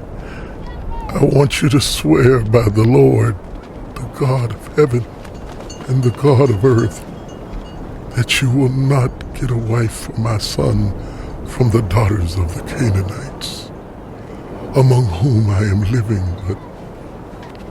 but will go to my country and my own relatives and get a wife for my son, Isaac. The servant asked him, What if the woman is unwilling to come back with me to this land? Shall I then take your son back to the country you came from? Make sure that you do not take my son back there. Abraham said, The Lord, the God of heaven, who brought me out of my father's household and my native land, and who spoke to me and promised me on oath, saying, To your offspring I will give this land. He will send his angel before you, so that you can get a wife for my son from there. If the woman is unwilling to come back with you, then you will be released from this oath of mine. Only do not take my son back there. So the servant put his hand under the thigh of his master Abraham, and swore an oath to him concerning this matter. Then the servant left, taking with him 10 of his master's camels, loaded with all kinds of good things from his master. He set out for Aram Naharaim, and made his way to the town of Nahor. He had the camels kneel down near the well outside the town. It was toward evening, the time the women go out to draw water. Then he prayed, Lord, God of my master Abraham, make me successful today, and show kindness to my master Abraham. See, I am standing beside this spring, and the daughters of the townspeople are coming out to draw water. May it be that when I say to a girl, Please let down your jar that I may have a drink, and she says, Drink, and I'll water your camels too, let her be the one you have chosen for your servant Isaac. By this I will know that you have shown kindness to my master. Before he had finished praying, Rebekah came out with her jar on her shoulder. She was the daughter of Bethuel, son of Milcah, who was the wife of Abraham's brother Nahor. The girl was very beautiful, a virgin. No man had ever slept with her. She went down to the spring, filled her jar, and came up again. The servant hurried to meet her and said, Please, give me a little water from your jar. Drink, my lord, she said, and quickly lowered the jar to her hands and gave him a drink. After she had given him a drink, she said, I'll draw water for your camels too, until they've had enough to drink. So she quickly emptied her jar into the trough, ran back to the well to draw more water, and drew enough for all his camels. Without saying a word, the man watched her closely to learn whether or not the Lord had made his journey successful. When the camels had finished drinking, the man took out a gold nose ring weighing a beaker and 2 gold bracelets weighing 10 shekels. Then he asked, "Whose daughter are you? Please, tell me, is there room in your father's house for us to spend the night?" She answered him, I am the daughter of Bethuel, the son that Milcah bore to Nahor. And she added, We have plenty of straw and fodder, as well as room for you to spend the night. Then the man bowed down and worshipped the Lord, saying, "Praise be to the Lord, the God of my master Abraham, who has not abandoned his kindness and faithfulness to my master. As for me, the Lord has led me on the journey to the house of my master's relatives." The girl ran and told her mother's household about these things. Now Rebekah had a brother named Laban, and he hurried out to the man at the spring. As soon as he had seen the nose ring and the bracelets on his sister's arms, and had heard Rebekah tell what the man said to her, he went out to the man and found him standing by the camels near the spring. "Come, you who are blessed by the Lord," he said. "Why are you standing out here? I have prepared the house and a place for the camels." So the man went to the house, and the camels were unloaded. Straw and fodder were brought for the camels, and water for him and his men to wash their feet. Then food was set before him, but he said, "I will not eat until I have told you what I have to say." "Then tell us," Laban said. So he said, "I am Abraham's servant. The Lord has blessed my master abundantly, and he has become wealthy. He has given him sheep and cattle, silver and gold, male and female servants, and camels and donkeys. My master's wife Sarah has borne him a son in her old age, and he has given him everything he owns. And my master made me swear an oath and said, 'You must not get a wife for my son from the daughters of the Canaanites, in whose land I live, but go to my father's family and to my own clan, and get a wife for my son.' Then I asked my master, 'What if the woman will not come back with me?'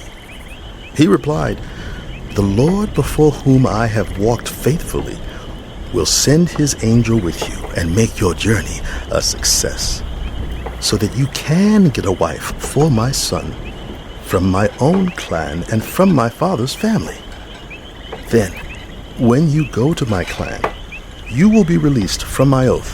Even if they refuse to give her to you, you will be released from my oath.' When I came to the spring today, I said, 'Lord, God of my master Abraham, if you will please grant success to the journey on which I have come. See, I am standing beside this spring.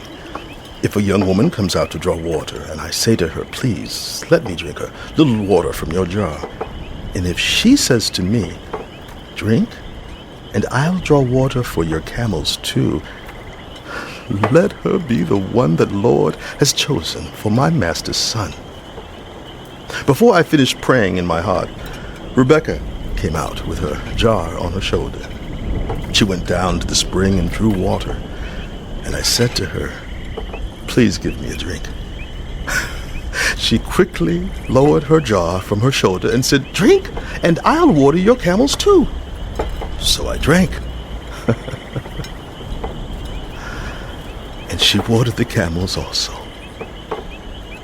I asked her, "Whose daughter are you?" She said, "The daughter of Bethuel, son of Nahor, whom Milcah bore to him." Then I put the ring in her nose and the bracelets on her arms, and I bowed down and worshipped the Lord. I praised the Lord, the God of my master Abraham, who had led me on the right road to get the granddaughter of my master's brother for his son. Now, if you will show kindness and faithfulness to my master, tell me, and if not, tell me, so I may know which way to turn. Laban and Bethuel answered, This is from the Lord. We can say nothing to you one way or the other. Here is Rebekah. Take her and go, and let her become the wife of your master's son, as the Lord has directed. When Abraham's servant heard what they said, he bowed down to the ground before the Lord. Then the servant brought out gold and silver jewelry and articles of clothing and gave them to Rebekah. He also gave costly gifts to her brother and to her mother. Then he and the men who were with him ate and drank and spent the night there.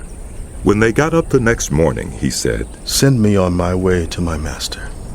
But her brother and her mother replied, Let the girl remain with us 10 days or so. Then you may go. But he said to them, Do not detain me now that the Lord has granted success to my journey. Send me on my way so I may go to my master. Then they said, Let's call the girl and ask her about it. So they called Rebekah and asked her, Will you go with this man? I will go, she said.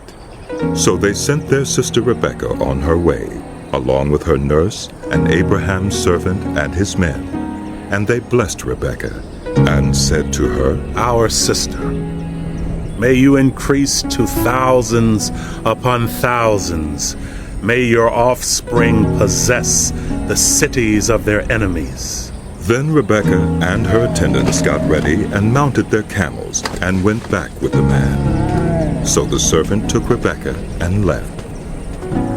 Now Isaac had come from Beer-lahai-roi, for he was living in the Negev. He went out to the field one evening to meditate, and as he looked up, he saw camels approaching. Rebekah also looked up and saw Isaac. She got down from her camel and asked the servant, Who is that man in the field coming to meet us? He is my master, the servant answered. So she took her veil and covered herself. Then the servant told Isaac all he had done. Isaac brought her into the tent of his mother, Sarah, and he married Rebekah. So she became his wife, and he loved her, and Isaac was comforted after his mother's death. Abraham had taken another wife whose name was Keturah. She bore him Zimran, Jokshan, Medan, Midian, Ishbak, and Shua. Jokshan was the father of Sheba and Dedan. The descendants of Dedan were the Asherites, the Letushites, and the Leumites. The sons of Midian were Ephah, Hanok, Abida, and Eldaah. All these were descendants of Keturah. Abraham left everything he owned to Isaac, but while he was still living, he gave gifts to the sons of his concubines and sent them away from his son Isaac to the land of the east. Abraham lived 175 years. Then Abraham breathed his last and died at a good old age, an old man and full of years, and he was gathered to his people. His sons Isaac and Ishmael buried him in the cave of Machpelah near Mamre, in the field of Ephron, son of Zohar the Hittite, the field Abraham had bought from the Hittites. There Abraham was buried with his wife Sarah. After Abraham's death, God blessed his son Isaac, who then lived near Beer-lahai-roi. This is the account of the family line of Abraham's son Ishmael, whom Sarah's servant Hagar the Egyptian bore to Abraham. These are the names of the sons of Ishmael, listed in the order of their birth. Nebaioth, the firstborn of Ishmael, Kedar, Adbeel, Mibsam, Mishma, Duma, Massa, Hadad, Tema, Jetur, Naphish, and Kedemah. These were the sons of Ishmael, and these are the names of the 12 tribal rulers according to their settlements and camps. Ishmael lived 137 years. He breathed his last and died, and he was gathered to his people. His descendants settled in the area from Havilah to Shur, near the eastern border of Egypt, as you go toward Asher.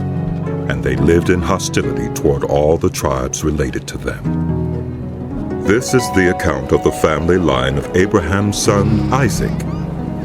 Abraham became the father of Isaac, and Isaac was 40 years old when he married Rebekah, daughter of Bethuel the Aramean from Padan Aram, and sister of Laban the Aramean. Isaac prayed to the Lord on behalf of his wife because she was childless. The Lord answered his prayer, and his wife Rebekah became pregnant. The babies jostled each other within her, and she said, "Why is this happening to me?" So she went to inquire of the Lord. The Lord said to her, 2 nations are in your womb, and 2 peoples from within you will be separated. 1 people will be stronger than the other, and the older will serve the younger. When the time came for her to give birth, there were twin boys in her womb. The first to come out was red, and his whole body was like a hairy garment. So they named him Esau. After this, his brother came out, with his hand grasping Esau's heel. So he was named Jacob. Isaac was 60 years old when Rebekah gave birth to them. The boys grew up, and Esau became a skillful hunter, a man of the open country, while Jacob was content to stay at home among the tents. Isaac, who had a taste for wild game, loved Esau, but Rebekah loved Jacob. Once when Jacob was cooking some stew, Esau came in from the open country, famished. He said to Jacob, "Quick, let me have some of that red stew. I'm famished." That is why he was also called Edom. Jacob replied, "First, sell me your birthright." "Oh, what? Look, I'm about to die." Esau said. "All right, what good is the birthright to me?" But Jacob said, "Swear to me first." So he swore an oath to him, selling his birthright to Jacob. Then Jacob gave Esau some bread and some lentil stew. He ate and drank, and then got up and left. So Esau despised his birthright. Now there was a famine in the land, besides the previous famine in Abraham's time. And Isaac went to Abimelech, king of the Philistines, in Gerar. The Lord appeared to Isaac and said, "Do not go down to Egypt. Live in the land where I tell you to live. Stay in this land for a while, and I will be with you and will bless you. For to you and your descendants I will give all these lands and will confirm the oath I swore to your father Abraham. I will make your descendants as numerous as the stars in the sky, and will give them all these lands, and through your offspring all nations on earth will be blessed, because Abraham obeyed me and did everything I required of him, keeping my commands, my decrees, and my instructions." So Isaac stayed in Gerar. When the men of that place asked him about his wife, he said, "She is my sister." Because he was afraid to say, "She is my wife," he thought, "The men of this place might kill me on account of Rebekah, because she is beautiful." When Isaac had been there a long time, Abimelech, king of the Philistines, looked down from a window and saw Isaac caressing his wife Rebekah. So Abimelech summoned Isaac and said, "She is really your wife? Why did you say, 'She is my sister'?" Isaac answered him, "Because I thought I might lose my life on account of her." Then Abimelech said, "What is this you have done to us? One of the men might well have slept with your wife, and you would have brought guilt upon us." So Abimelech gave orders to all the people, "Anyone who harms this man or his wife shall surely be put to death." Isaac planted crops in that land, and the same year reaped 100-fold, because the Lord blessed him. The man became rich, and his wealth continued to grow until he became very wealthy. He had so many flocks and herds and servants that the Philistines envied him. So all the wells that his father's servants had dug in the time of his father Abraham, the Philistines stopped up, filling them with earth. Then Abimelech said to Isaac, "Move away from us. You have become too powerful for us." So Isaac moved away from there and encamped in the valley of Gerar, where he settled. Isaac reopened the wells that had been dug in the time of his father Abraham, which the Philistines had stopped up after Abraham died, and he gave them the same names his father had given them. Isaac's servants dug in the valley and discovered a well of fresh water there. But the herders of Gerar quarreled with those of Isaac and said, "The water is ours." So he named the well Esek, because they disputed with him. Then they dug another well, but they quarreled over that one also. So he named it Sitnah. He moved on from there and dug another well, and no one quarreled over it. He named it Rehoboth, saying, "Now the Lord has given us room, and we will flourish in the land." From there he went up to Beersheba. That night the Lord appeared to him and said, "I am the God of your father Abraham. Do not be afraid, for I am with you. I will bless you and will increase the number of your descendants for the sake of my servant Abraham." Isaac built an altar there and called on the name of the Lord. There he pitched his tent, and there his servants dug a well. Meanwhile, Abimelech had come to him from Gerar, with Ahuzath, his personal advisor, and Phicol, the commander of his forces. Isaac asked them, "Why have you come to me, since you were hostile to me and sent me away?" They answered, "We saw clearly that the Lord was with you. So we said, there ought to be a sworn agreement between us and you. Let us make a treaty with you that you will do us no harm, just as we did not harm you, but always treated you well, and sent you away peacefully. And now you are blessed by the Lord." Isaac then made a feast for them, and they ate and drank. Early the next morning, the men swore an oath to each other. Then Isaac sent them on their way, and they went away peacefully. That day Isaac's servants came and told him about the well they had dug. They said, "We found water."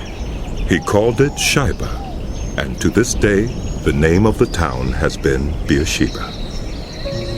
When Esau was 40 years old, he married Judith, daughter of Beori the Hittite, and also Basemath, daughter of Elon the Hittite. They were a source of grief to Isaac and Rebekah. When Isaac was old and his eyes were so weak that he could no longer see, he called for Esau, his older son, and said to him, "My son." "Here I am," he answered.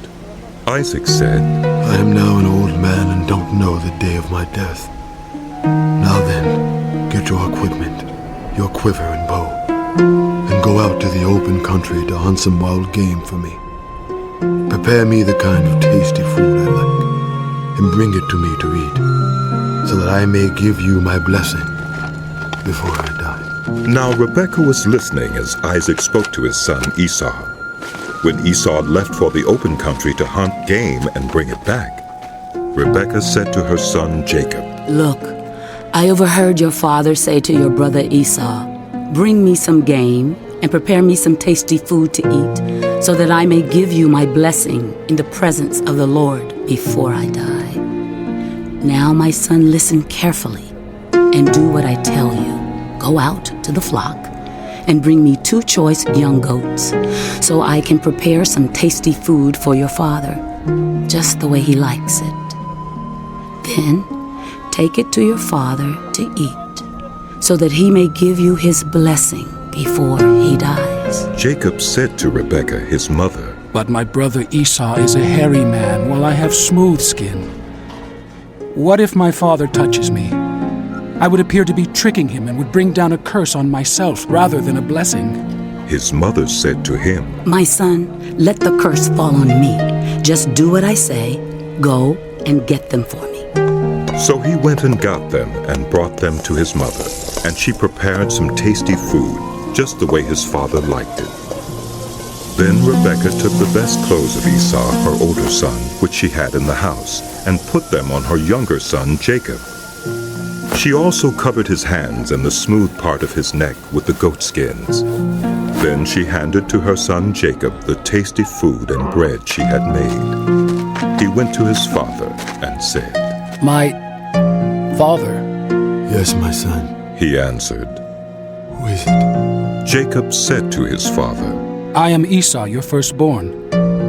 I have done as you told me. Please sit up and eat some of my game, so that you may give me your blessing. Isaac asked his son, How did you find it so quickly, my son? The Lord, your God, gave me success. He replied. Then Isaac said to Jacob, Come near, so I can touch you, my son, to know whether you really are my son Esau or not. Jacob went close to his father Isaac, who touched him and said, The voice is the voice of Jacob, but the hands are the hands of Esau. He did not recognize him, for his hands were hairy like those of his brother Esau. So he proceeded to bless him. Are you really my son Esau? I am, he replied. Then he said, My son, bring me some of your game to eat, so that I may give you my blessing. Jacob brought it to him, and he ate. And he brought some wine, and he drank. Then his father Isaac said to him, Come here, my son, and kiss me. So he went to him and kissed him. When Isaac caught the smell of his clothes, he blessed him and said, The smell of my son is like the smell of a field that the Lord has blessed. May God give you of heaven's dew and of earth's richness, an abundance of grain and new wine. May nations serve you and peoples bow down to you. Be Lord over your brothers, and may the sons of your mother bow down to you. May those who curse you be cursed, and those who bless you be blessed. After Isaac finished blessing him, and Jacob had scarcely left his father's presence, his brother Esau came in from hunting. He too prepared some tasty food and brought it to his father. Then he said to him, My father, please sit up and eat some of my game, so that you may give me your blessing. His father Isaac asked him, Who are you? I am your son. He answered, Your firstborn, Esau. Isaac trembled violently and said, Who was it then that hunted game and brought it to me? I ate it just before you came, and I blessed him. And indeed he will be blessed. When Esau heard his father's words, he burst out with a loud and bitter cry and said to his father, Bless me, me too, my father. But he said, Your brother came deceitfully and took your blessing. Esau said, Isn't he rightly named Jacob? This is the second time he has taken advantage of me. He took my birthright, and now he has taken my blessing. Then he asked, Haven't you reserved any blessing for me? Isaac answered Esau, I have made him lord over you, and have made all his relatives his servants. And I have sustained him with grain and new wine. No, Father, don't tell me. No. So what can I possibly do for you, my son? Esau said to his father, What, do you only have one blessing? Oh, my father, bless me too. My father. Then Esau wept aloud. His father Isaac answered him, Your dwelling will be away from the earth's richness, away from the dew of heaven above. You will live by the sword, and you will serve your brother. But when you grow restless, you will throw his yoke from off your neck. Esau held a grudge against Jacob because of the blessing his father had given him. He said to himself, The days of mourning for my father are near. then I will kill my brother Jacob. When Rebekah was told what her older son Esau had said, she sent for her younger son Jacob and said to him, Your brother Esau is planning to avenge himself by killing you. Now then, my son, do what I say. Flee at once to my brother Laban in Haran. Stay with him for a while until your brother's fury subsides. When your brother is no longer angry with you and forgets what you did to him, I'll send word for you to come back from there. Why should I lose both of you in one day? Then Rebekah said to Isaac, I'm disgusted with living because of these Hittite women. If Jacob takes a wife from among the women of this land, from Hittite women like these, my life will not be worth living. So Isaac called for Jacob and blessed him. Then he commanded him, Do not marry a Canaanite woman. Go at once to Paddan Aram, to the house of your mother's father Bethuel. Take a wife for yourself there, from among the daughters of Laban, your mother's brother. May God Almighty bless you and make you fruitful, and increase your numbers until you become a community of peoples. May he give you and your descendants the blessing given to Abraham, so that you may take possession of the land where you now reside as a foreigner. The land God gave to Abraham. Then Isaac sent Jacob on his way, and he went to Paddan Aram, to Laban, son of Bethuel the Aramean, the brother of Rebekah, who was the mother of Jacob and Esau. Now Esau learned that Isaac had blessed Jacob and had sent him to Paddan Aram to take a wife from there, and that when he blessed him, he commanded him, Do not marry a Canaanite woman, and that Jacob had obeyed his father and mother and had gone to Paddan Aram. Esau then realized how displeasing the Canaanite women were to his father Isaac. So he went to Ishmael and married Mahalath, the sister of Nebaioth, and daughter of Ishmael, son of Abraham, in addition to the wives he already had. Jacob left Beersheba and set out for Haran. When he reached a certain place, he stopped for the night because the sun had set.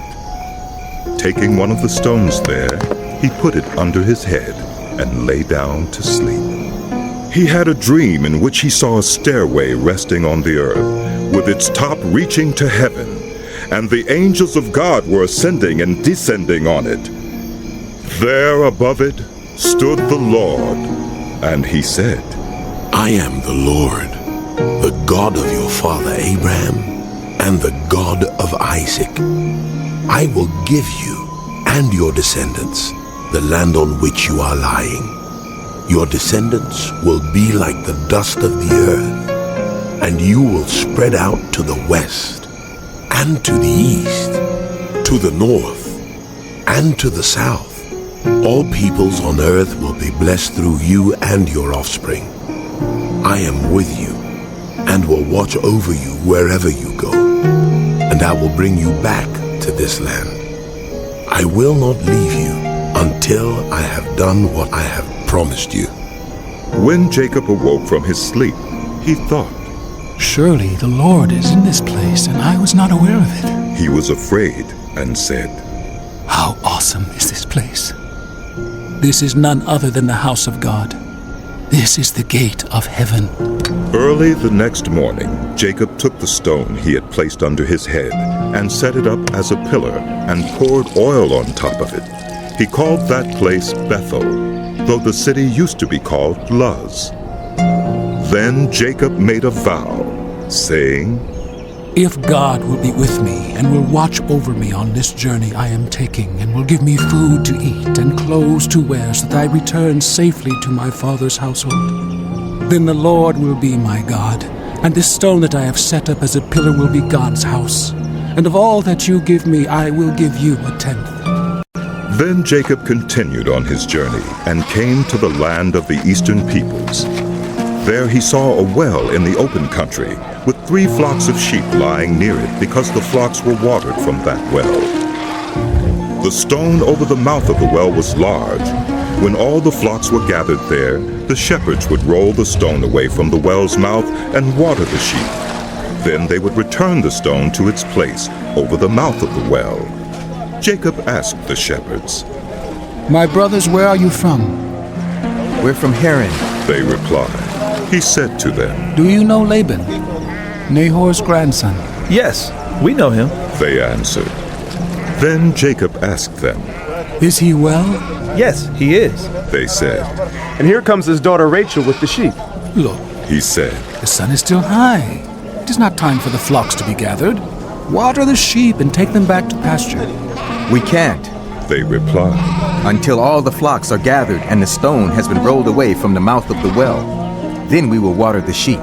While he was still talking with them, Rachel came with her father's sheep, for she was their shepherd. When Jacob saw Rachel, daughter of Laban, his mother's brother, and Laban's sheep, he went over and rolled the stone away from the mouth of the well and watered his uncle's sheep. Then Jacob kissed Rachel and began to weep aloud. He had told Rachel that he was a relative of her father and a son of Rebekah, so she ran and told her father. As soon as Laban heard the news about Jacob, his sister's son, he hurried to meet him. He embraced him and kissed him and brought him to his home, and there Jacob told him all these things. Then Laban said to him, You are my own flesh and blood. After Jacob had stayed with him for a whole month, Laban said to him, Just because you are a relative of mine, should you work for me for nothing? Tell me what your wages should be. Now Laban had 2 daughters. The name of the older was Leah, and the name of the younger was Rachel. Leah had weak eyes, but Rachel had a lovely figure and was beautiful. Jacob was in love with Rachel and said, I'll work for you 7 years in return for your younger daughter, Rachel. Laban said, It's better that I give her to you than to some other man. Stay here with me. So Jacob served 7 years to get Rachel, but they seemed like only a few days to him because of his love for her. Then Jacob said to Laban, Give me my wife. My time is completed, and I want to make love to her. So Laban brought together all the people of the place and gave a feast. But when evening came, he took his daughter Leah and brought her to Jacob. And Jacob made love to her, and Laban gave his servant Zilpah to his daughter as her attendant. When morning came, there was Leah. So Jacob said to Laban, What is this you have done to me? I served you for Rachel, didn't I? Why have you deceived me? Laban replied, It is not our custom here to give the younger daughter in marriage before the older one. Finish this daughter's bridal week. Then we will give you the younger one also, in return for another 7 years of work. And Jacob did so. He finished the week with Leah, and then Laban gave him his daughter Rachel to be his wife. Laban gave his servant Bilhah to his daughter Rachel as her attendant. Jacob made love to Rachel also, and his love for Rachel was greater than his love for Leah, and he worked for Laban another 7 years. When the Lord saw that Leah was not loved, he enabled her to conceive, but Rachel remained childless. Leah became pregnant and gave birth to a son. She named him Reuben, for she said, It is because the Lord has seen my misery. Surely my husband will love me now. She conceived again, and when she gave birth to a son, she said, Because the Lord heard that I am not loved, he gave me this one too. So she named him Simeon. Again she conceived, and when she gave birth to a son, she said, Now at last my husband will become attached to me, because I have borne him 3 sons. So he was named Levi. She conceived again, and when she gave birth to a son, she said, This time I will praise the Lord. So she named him Judah. Then she stopped having children. When Rachel saw that she was not bearing Jacob any children, she became jealous of her sister. So she said to Jacob, Give me children, or I'll die. Jacob became angry with her and said, Am I in the place of God, who has kept you from having children? Then she said, Here is Bilhah, my servant. Sleep with her so that she can bear children for me, and I too can build a family through her. So she gave him her servant Bilhah as a wife. Jacob slept with her, and she became pregnant and bore him a son. Then Rachel said, God has vindicated me. He has listened to my plea and given me a son. Because of this, she named him Dan. Rachel's servant Bilhah conceived again and bore Jacob a second son. Then Rachel said, I have had a great struggle with my sister, and I have won. So she named him Naphtali. When Leah saw that she had stopped having children, she took her servant Zilpah and gave her to Jacob as a wife. Leah's servant Zilpah bore Jacob a son. Then Leah said, What good fortune. So she named him Gad. Leah's servant Zilpah bore Jacob a second son. Then Leah said, How happy I am. The women will call me happy. So she named him Asher. During wheat harvest, Reuben went out into the fields and found some mandrake plants, which he brought to his mother Leah.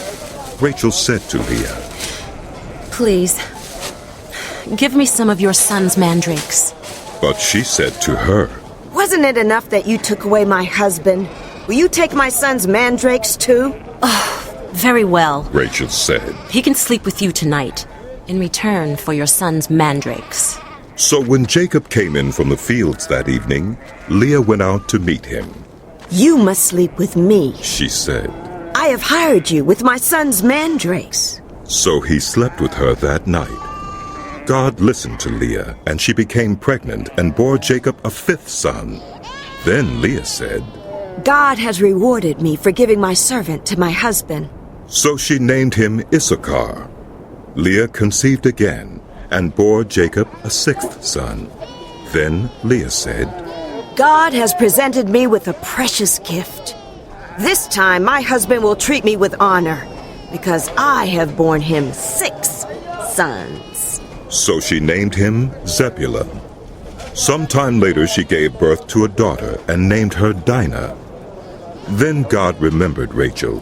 He listened to her and enabled her to conceive.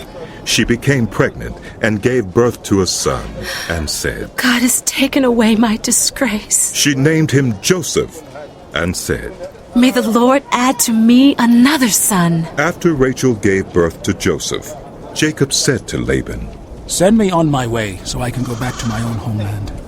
Give me my wives and children for whom I have served you, and I will be on my way. You know how much work I've done for you. But Laban said to him, If I have found favor in your eyes, please stay. I have learned by divination that the Lord has blessed me because of you. He added, Name your wages, and I will pay them. Jacob said to him, You know how I have worked for you, and how your livestock has fared under my care. The little you had before I came has increased greatly, and the Lord has blessed you wherever I have been. But now, when may I do something for my own household? What shall I give you? He asked. Don't give me anything. Jacob replied, But if you will do this one thing for me, I will go on tending your flocks and watching over them. Let me go through all your flocks today and remove from them every speckled or spotted sheep, every dark-colored lamb, and every spotted or speckled goat. They will be my wages. And my honesty will testify for me in the future, whenever you check on the wages you have paid me. Any goat in my possession that is not speckled or spotted, or any lamb that is not dark-colored, will be considered stolen. Agreed, said Laban. Let it be as you have said. That same day he removed all the male goats that were streaked or spotted, and all the speckled or spotted female goats, all that had white on them, and all the dark-colored lambs, and he placed them in the care of his sons. Then he put a 3-day journey between himself and Jacob, while Jacob continued to tend the rest of Laban's flocks. Jacob, however, took fresh-cut branches from poplar, almond, and plane trees, and made white stripes on them by peeling the bark and exposing the white inner wood of the branches.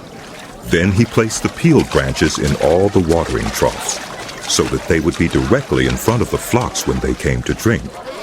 When the flocks were in heat and came to drink, they mated in front of the branches, and they bore young that were streaked or speckled or spotted. Jacob set apart the young of the flock by themselves, but made the rest face the streaked and dark-colored animals that belonged to Laban. Thus he made separate flocks for himself and did not put them with Laban's animals. Whenever the stronger females were in heat, Jacob would place the branches in the troughs in front of the animals so they would mate near the branches. But if the animals were weak, he would not place them there. So the weak animals went to Laban, and the strong ones to Jacob. In this way the man grew exceedingly prosperous, and came to own large flocks, and female and male servants, and camels and donkeys. Jacob heard that Laban's sons were saying, Jacob has taken everything our father owned, and has gained all this wealth from what belonged to our father. And Jacob noticed that Laban's attitude toward him was not what it had been. Then the Lord said to Jacob, Go back to the land of your fathers and to your relatives, and I will be with you. So Jacob sent word to Rachel and Leah to come out to the fields where his flocks were. He said to them, I see that your father's attitude toward me is not what it was before, but the God of my father has been with me. You know that I've worked for your father with all my strength, yet your father has cheated me by changing my wages 10 times. However, God has not allowed him to harm me. If he said, the speckled ones will be your wages, then all the flocks gave birth to speckled young. And if he said, the streaked ones will be your wages, then all the flocks bore streaked young. So God has taken away your father's livestock and has given them to me. In breeding season, I once had a dream in which I looked up and saw that the male goats mating with the flock were streaked, speckled, or spotted. The angel of God said to me in the dream, Jacob.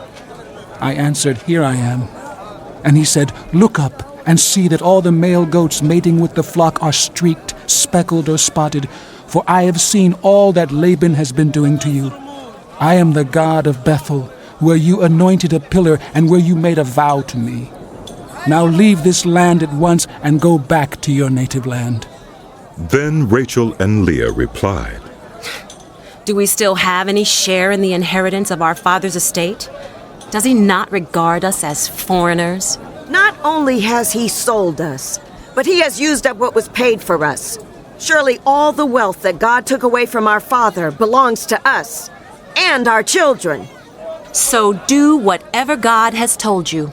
Then Jacob put his children and his wives on camels, and he drove all his livestock ahead of him, along with all the goods he had accumulated in Padan Aram, to go to his father Isaac in the land of Canaan.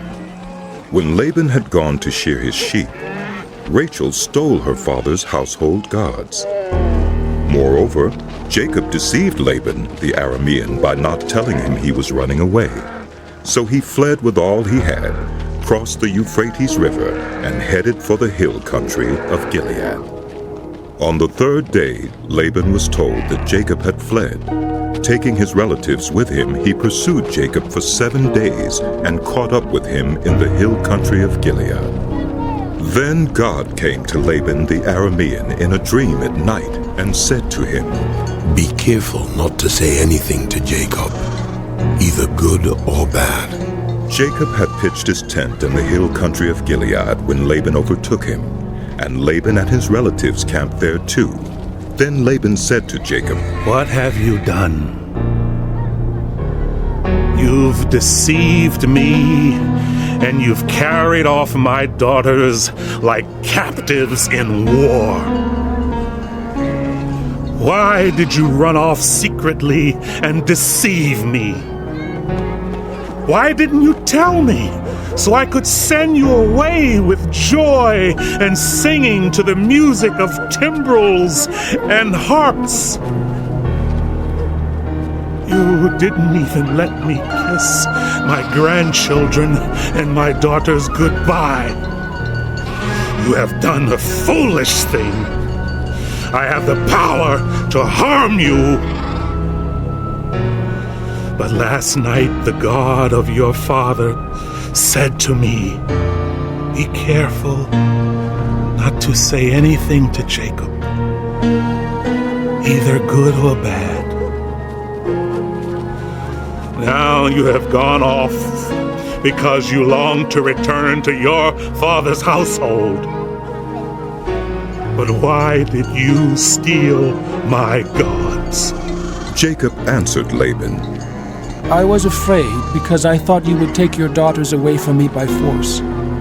But if you find anyone who has your gods, that one shall not live. In the presence of our relatives, see for yourself whether there is anything of yours here with me. And if so, take it.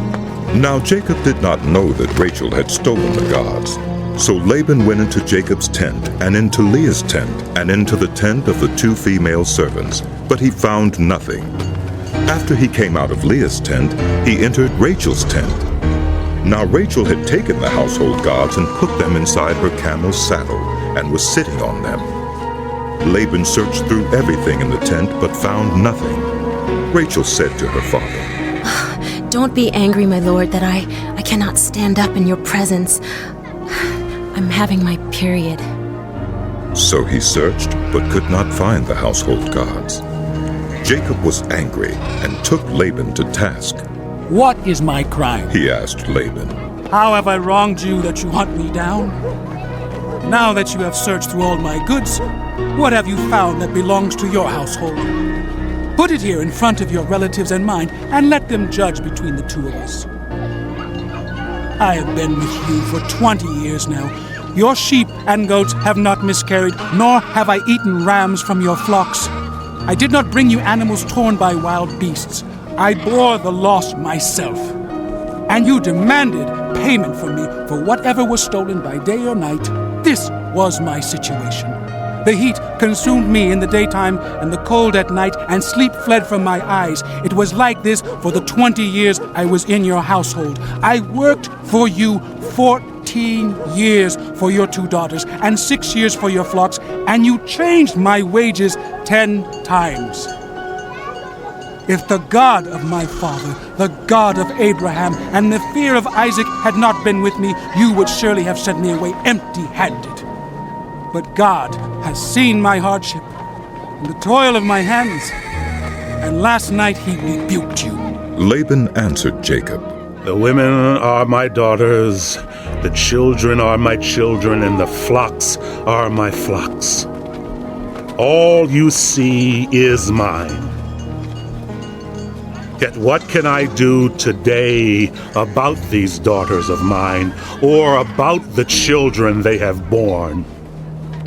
Come now, let's make a covenant, you and I, and let it serve as a witness between us.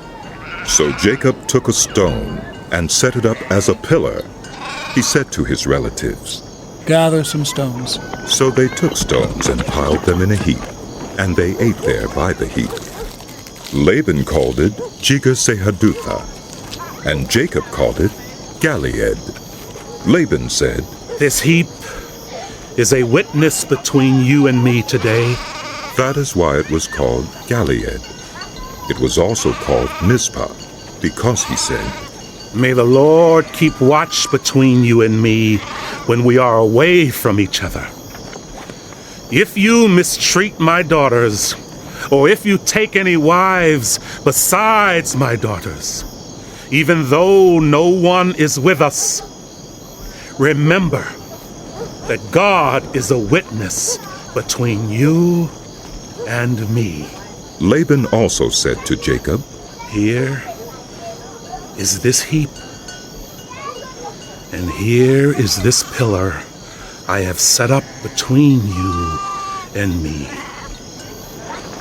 This heap is a witness, and this pillar is a witness that I will not go past this heap to your side to harm you, and that you will not go past this heap and pillar to my side to harm me. May the God of Abraham and the God of Nahor, the God of their father, judge between us. So Jacob took an oath in the name of the fear of his father Isaac. He offered a sacrifice there in the hill country and invited his relatives to a meal. After they had eaten, they spent the night there. Early the next morning, Laban kissed his grandchildren and his daughters and blessed them. Then he left and returned home. Jacob also went on his way, and the angels of God met him. When Jacob saw them, he said, "This is the camp of God." So he named that place Mehunaim. Jacob sent messengers ahead of him to his brother Esau in the land of Seir, the country of Edom. He instructed them, "This is what you are to say to my lord Esau. Your servant Jacob says, I have been staying with Laban and have remained there till now. I have cattle and donkeys, sheep and goats, male and female servants. Now I am sending this message to my lord, that I may find favor in your eyes." When the messengers returned to Jacob, they said, "We went to your brother Esau, and now he is coming to meet you, and 400 men are with him." In great fear and distress, Jacob divided the people who were with him into 2 groups, and the flocks and herds and camels as well. He thought, "If Esau comes and attacks one group, the group that is left may escape." Then Jacob prayed, O God of my father Abraham, God of my father Isaac, Lord, you who said to me, go back to your country and your relatives, and I will make you prosper. I am unworthy of all the kindness and faithfulness you have shown your servant. I had only my staff when I crossed this Jordan, but now I have become 2 camps. Save me, I pray, from the hand of my brother Esau, for I am afraid he will come and attack me, and also the mothers with their children. But you have said, I will surely make you prosper, and will make your descendants like the sand of the sea, which cannot be counted. He spent the night there, and from what he had with him, he selected a gift for his brother Esau: 200 female goats and 20 male goats, 200 ewes and 20 rams, 30 female camels with their young, 40 cows and 10 bulls, and 20 female donkeys and 10 male donkeys. He put them in the care of his servants, each herd by itself, and said to his servants, Go ahead of me and keep some space between the herds. He instructed the one in the lead. When my brother Esau meets you and asks, Who do you belong to, and where are you going, and who owns all these animals in front of you? Then you are to say, They belong to your servant Jacob. They are a gift sent to my lord Esau, and he is coming behind us. He also instructed the second, the third, and all the others who followed the herds. You are to say the same thing to Esau when you meet him, and be sure to say, Your servant Jacob is coming behind us.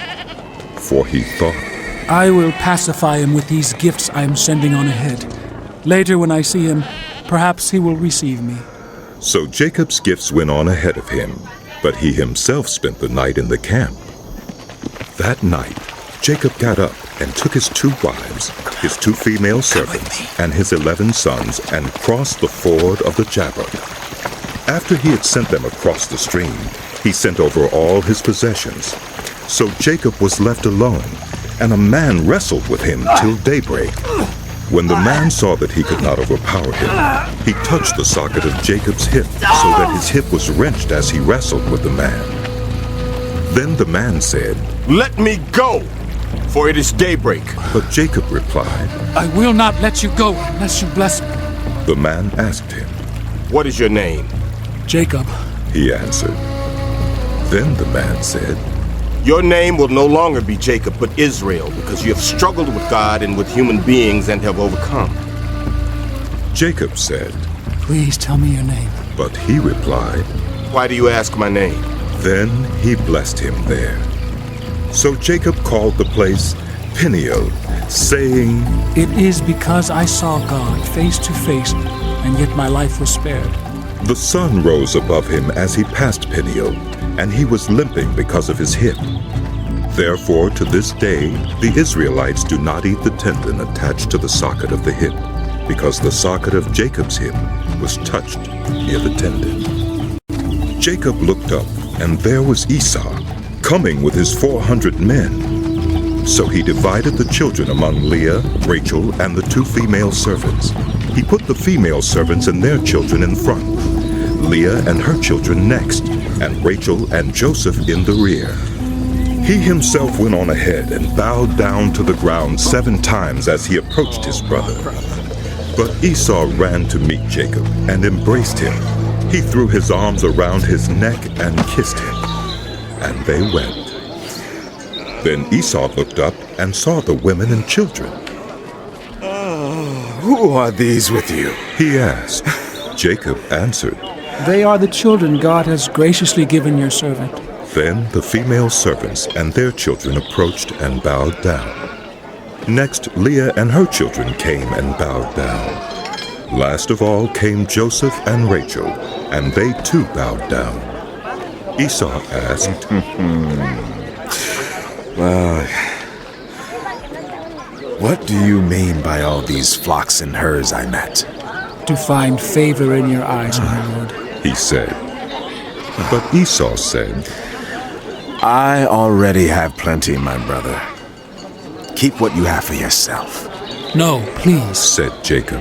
If I have found favor in your eyes, accept this gift from me. For to see your face is like seeing the face of God now that you have received me favorably. Please accept the present that was brought to you, for God has been gracious to me, and I have all I need. And because Jacob insisted, Esau accepted it. Then Esau said, Let us be on our way. I'll accompany you. But Jacob said to him, My lord knows that the children are tender, that I must care for the ewes and cows that are nursing their young. If they are driven hard just one day, all the animals will die. So let my lord go on ahead of his servant, while I move along slowly at the pace of the flocks and herds before me and the pace of the children, until I come to my lord in Seir. Esau said, Then let me leave some of my men with you. Jacob asked, But why do that? Just let me find favor in the eyes of my lord. So that day Esau started on his way back to Seir. Jacob, however, went to Succoth, where he built a place for himself and made shelters for his livestock. That is why the place is called Succoth. After Jacob came from Padan Aram, he arrived safely at the city of Shechem in Canaan and camped within sight of the city.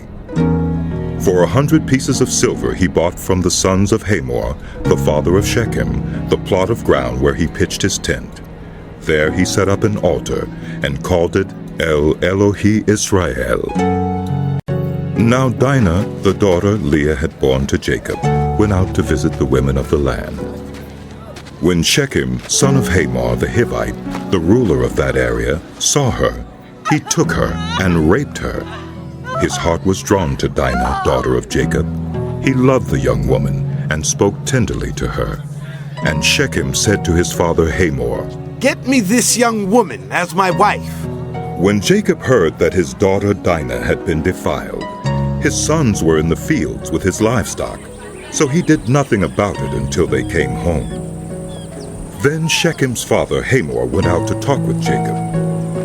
Meanwhile, Jacob's sons had come in from the fields as soon as they heard what had happened. They were shocked and furious because Shechem had done an outrageous thing in Israel by sleeping with Jacob's daughter, a thing that should not be done.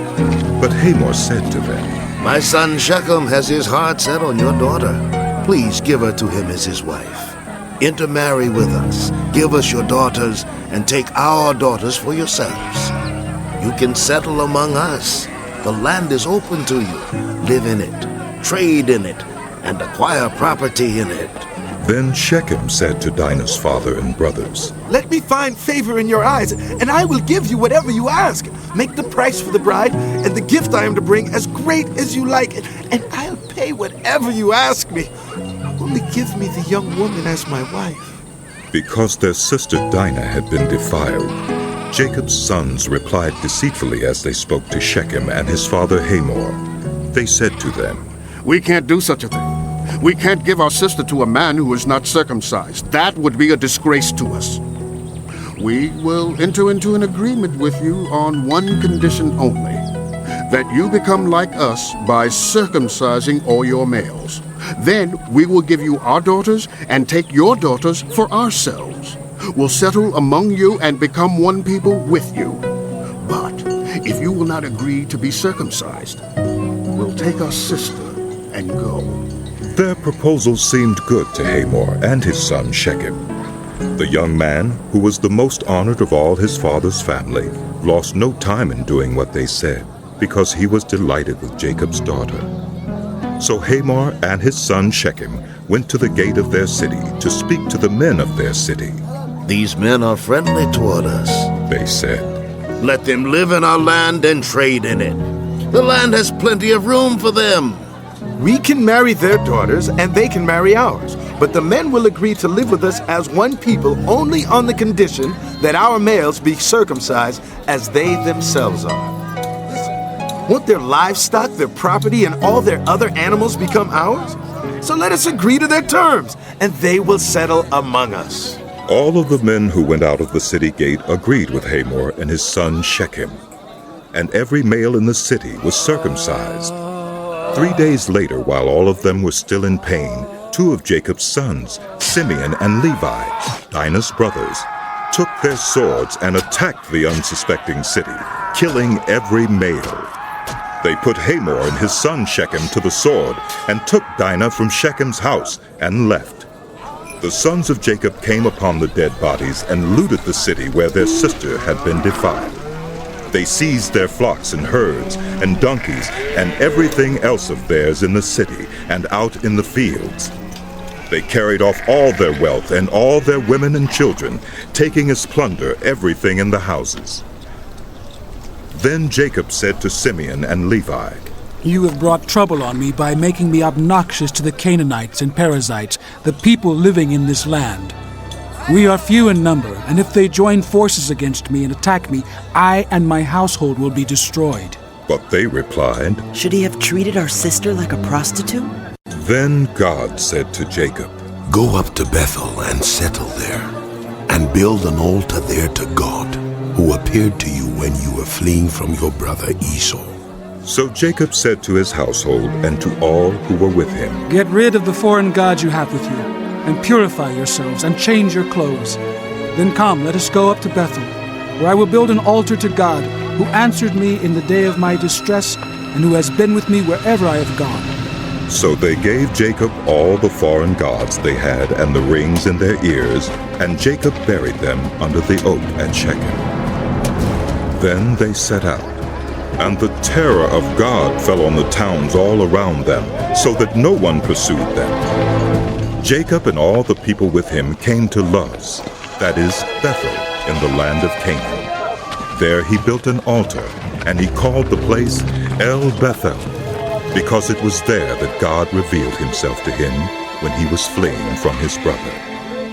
Now Deborah, Rebekah's nurse, died and was buried under the oak below Bethel, so it was named Allon Bakuth. After Jacob returned from Padan Aram, God appeared to him again and blessed him. God said to him, "Your name is Jacob, but you will no longer be called Jacob. Your name will be Israel." So he named him Israel. And God said to him, "I am God the Almighty. Be fruitful and increase in number. A nation and a community of nations will come from you, and kings will come from your body. The land I gave to Abraham and Isaac, I also give to you, and I will give this land to your descendants after you." Then God went up from him at the place where he had talked with him. Jacob set up a stone pillar at the place where God had talked with him, and he poured out a drink offering on it. He also poured oil on it. Jacob called the place where God had talked with him Bethel. Then they moved on from Bethel. While they were still some distance from Ephrath, Rachel began to give birth and had great difficulty. And as she was having great difficulty in childbirth, the midwife said to her, "Don't despair, for you have another son." As she breathed her last, for she was dying, she named her son Ben-Oni, but his father named him Benjamin. So Rachel died and was buried on the way to Ephrath, that is Bethlehem. Over her tomb Jacob set up a pillar, and to this day that pillar marks Rachel's tomb. Israel moved on again and pitched his tent beyond Migdal-Eder. While Israel was living in that region, Reuben went in and slept with his father's concubine, Bilhah, and Israel heard of it. Jacob had 12 sons. The sons of Leah, Reuben the firstborn of Jacob, Simeon, Levi, Judah, Issachar, and Zebulun. The sons of Rachel, Joseph and Benjamin. The sons of Rachel's servant Bilhah, Dan and Naphtali. The sons of Leah's servant Zilpah, Gad and Asher. These were the sons of Jacob who were born to him in Padan Aram. Jacob came home to his father Isaac in Mamre, near Kiriath Arba, that is Hebron, where Abraham and Isaac had stayed. Isaac lived 180 years. Then he breathed his last and died, and was gathered to his people, old and full of years.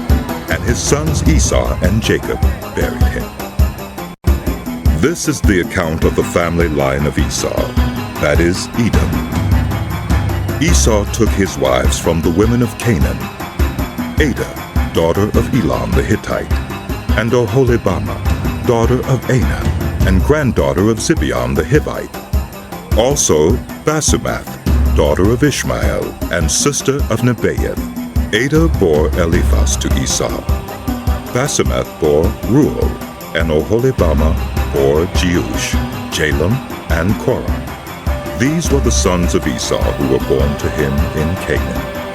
Esau took his wives and sons and daughters and all the members of his household, as well as his livestock and all his other animals and all the goods he had acquired in Canaan, and moved to a land some distance from his brother Jacob. Their possessions were too great for them to remain together. The land where they were staying could not support them both because of their livestock. So Esau, that is Edom, settled in the hill country of Seir. This is the account of the family line of Esau, the father of the Edomites, in the hill country of Seir. These are the names of Esau's sons: Eliphaz, the son of Esau's wife Adah, and Ruel, the son of Esau's wife Basemath. The sons of Eliphaz: Teman, Omar, Zepho, Gatam, and Kenaz. Esau's son Eliphaz also had a concubine named Timnah, who bore him Amalek. These were grandsons of Esau's wife Adah. The sons of Ruel: Nahath, Zerah, Shammah, and Mizah. These were grandsons of Esau's wife Basemath. The sons of Esau's wife Oholibamah, daughter of Anah, and granddaughter of Zibeon, whom she bore to Esau: Jeush, Jalem, and Korah. These were the chiefs among Esau's descendants, the sons of Eliphaz, the firstborn of Esau. Chiefs: Teman, Omar, Zepho, Kenaz. Korah, Gatam, and Amalek. These were the chiefs descended from Eliphaz in Edom. They were grandsons of Adah. The sons of Esau's son, Ruel: chiefs Nahath, Zerah, Shammah, and Mizah. These were the chiefs descended from Ruel in Edom. They were grandsons of Esau's wife, Basemath. The sons of Esau's wife Oholibamah: chiefs Jeush, Jalem, and Korah. These were the chiefs descended from Esau's wife Oholibamah, daughter of Anah.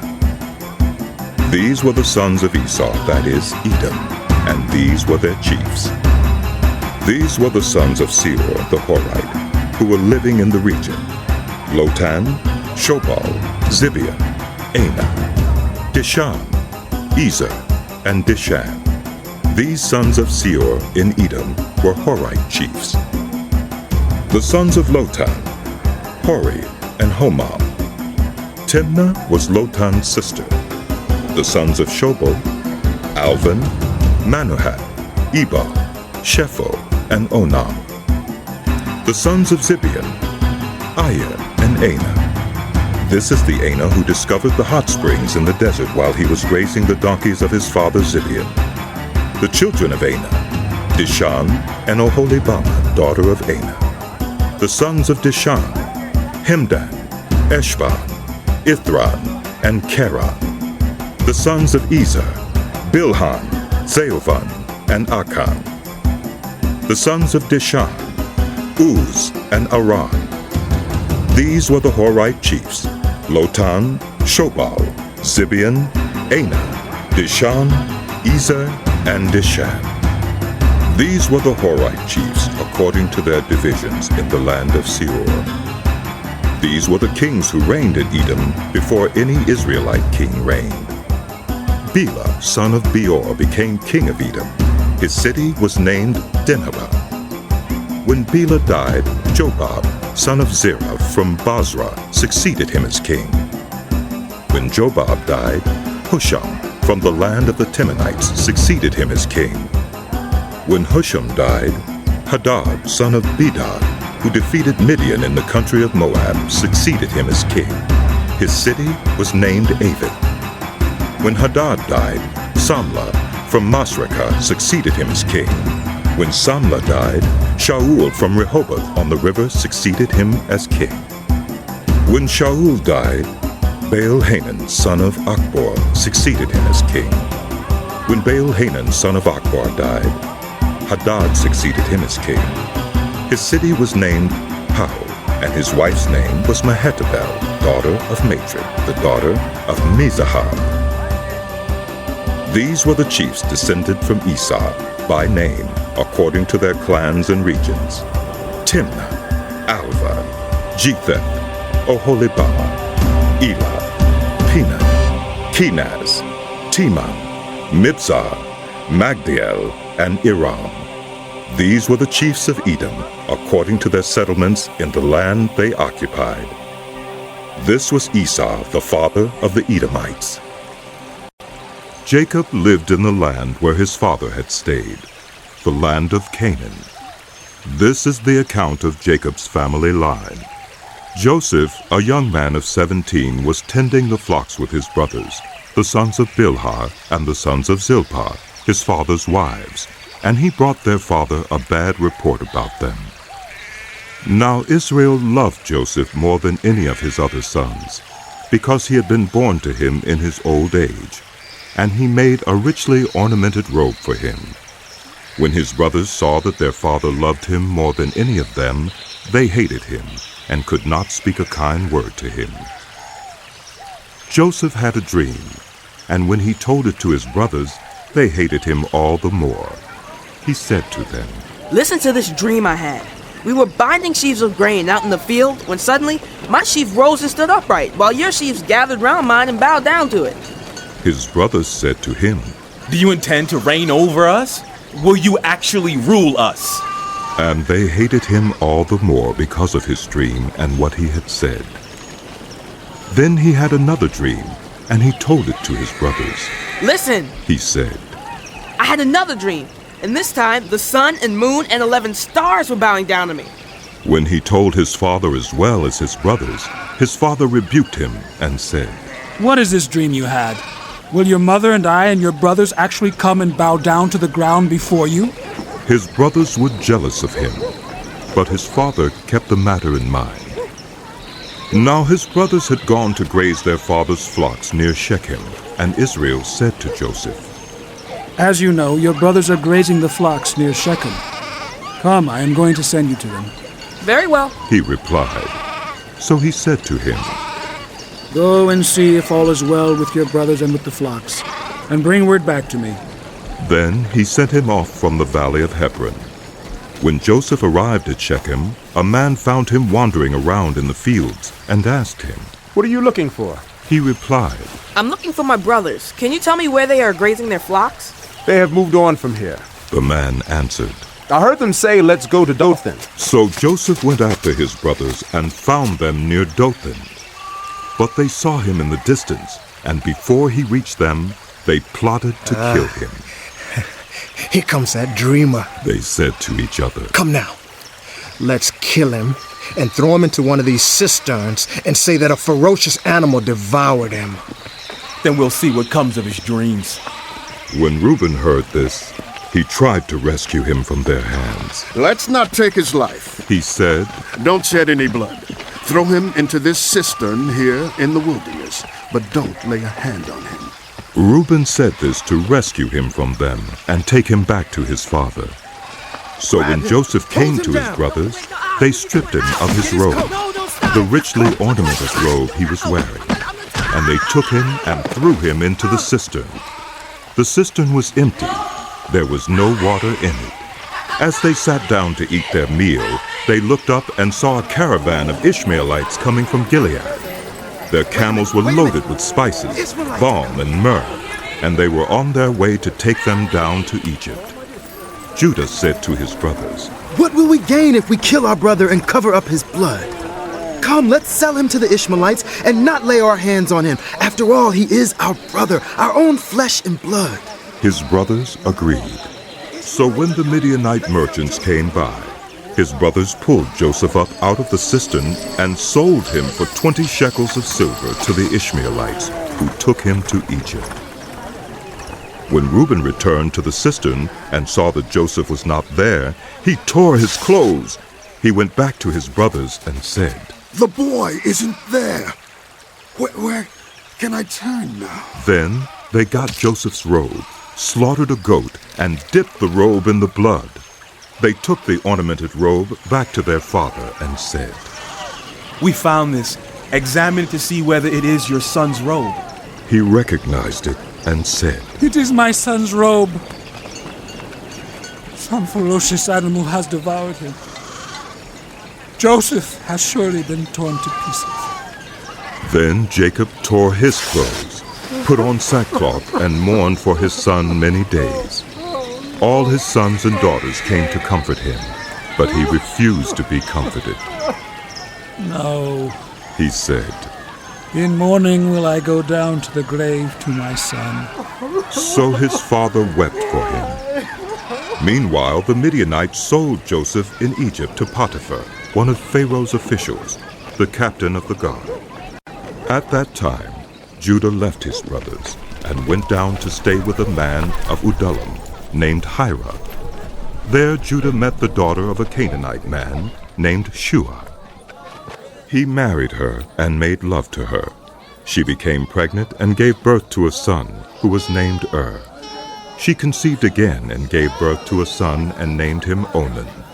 She gave birth to still another son and named him Shelah. It was at Kesib that she gave birth to him. Judah got a wife for his firstborn, and her name was Tamar.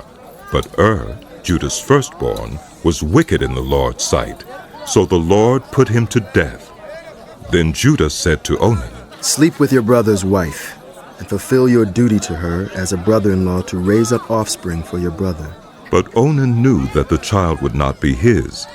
So whenever he slept with his brother's wife, he spilled his semen on the ground to keep from providing offspring for his brother. What he did was wicked in the Lord's sight, so he put him to death also. Judah then said to his daughter-in-law Tamar, Live as a widow in your father's household until my son Shelah grows up. For he thought, He may die too, just like his brothers. So Tamar went to live in her father's household. After a long time, Judah's wife, the daughter of Shua, died. When Judah had recovered from his grief, he went up to Timnah, to the men who were shearing his sheep, and his friend Hira, the Adullamite, went with him. When Tamar was told, Your father-in-law is on his way to Timnah to shear his sheep, she took off her widow's clothes, covered herself with a veil to disguise herself, and then sat down at the entrance to Enaim, which is on the road to Timnah. For she saw that, though Shelah had now grown up, she had not been given to him as his wife. When Judah saw her, he thought she was a prostitute, for she had covered her face. Not realizing that she was his daughter-in-law, he went over to her by the roadside and said, "Come now, let me sleep with you." "And what will you give me to sleep with you?" she asked. "I'll send you a young goat from my flock," he said. "Will you give me something as a pledge until you send it?" she asked. He said, "What pledge should I give you?" "Your seal, and its cord, and the staff in your hand," she answered. So he gave them to her and slept with her, and she became pregnant by him. After she left, she took off her veil and put on her widow's clothes again. Meanwhile, Judah sent the young goat by his friend the Adullamite in order to get his pledge back from the woman. But he did not find her. He asked the men who lived there, "Where is the shrine prostitute who was beside the road at Enaim?" "There hasn't been any shrine prostitute here," they said. So he went back to Judah and said, "I didn't find her. Besides, the men who lived there said there hasn't been any shrine prostitute here." Then Judah said, "Let her keep what she has, or we will become a laughingstock. After all, I did send her this young goat, but you didn't find her." About 3 months later, Judah was told, "Your daughter-in-law Tamar is guilty of prostitution, and as a result, she is now pregnant." Judah said, "Bring her out and have her burned to death." As she was being brought out, she sent a message to her father-in-law. "I'm pregnant by the man who owns these," she said, and she added, "See if you recognize whose seal and cord and staff these are." Judah recognized them and said, "Oh, she is more righteous than I, since I wouldn't give her to my son Shelah."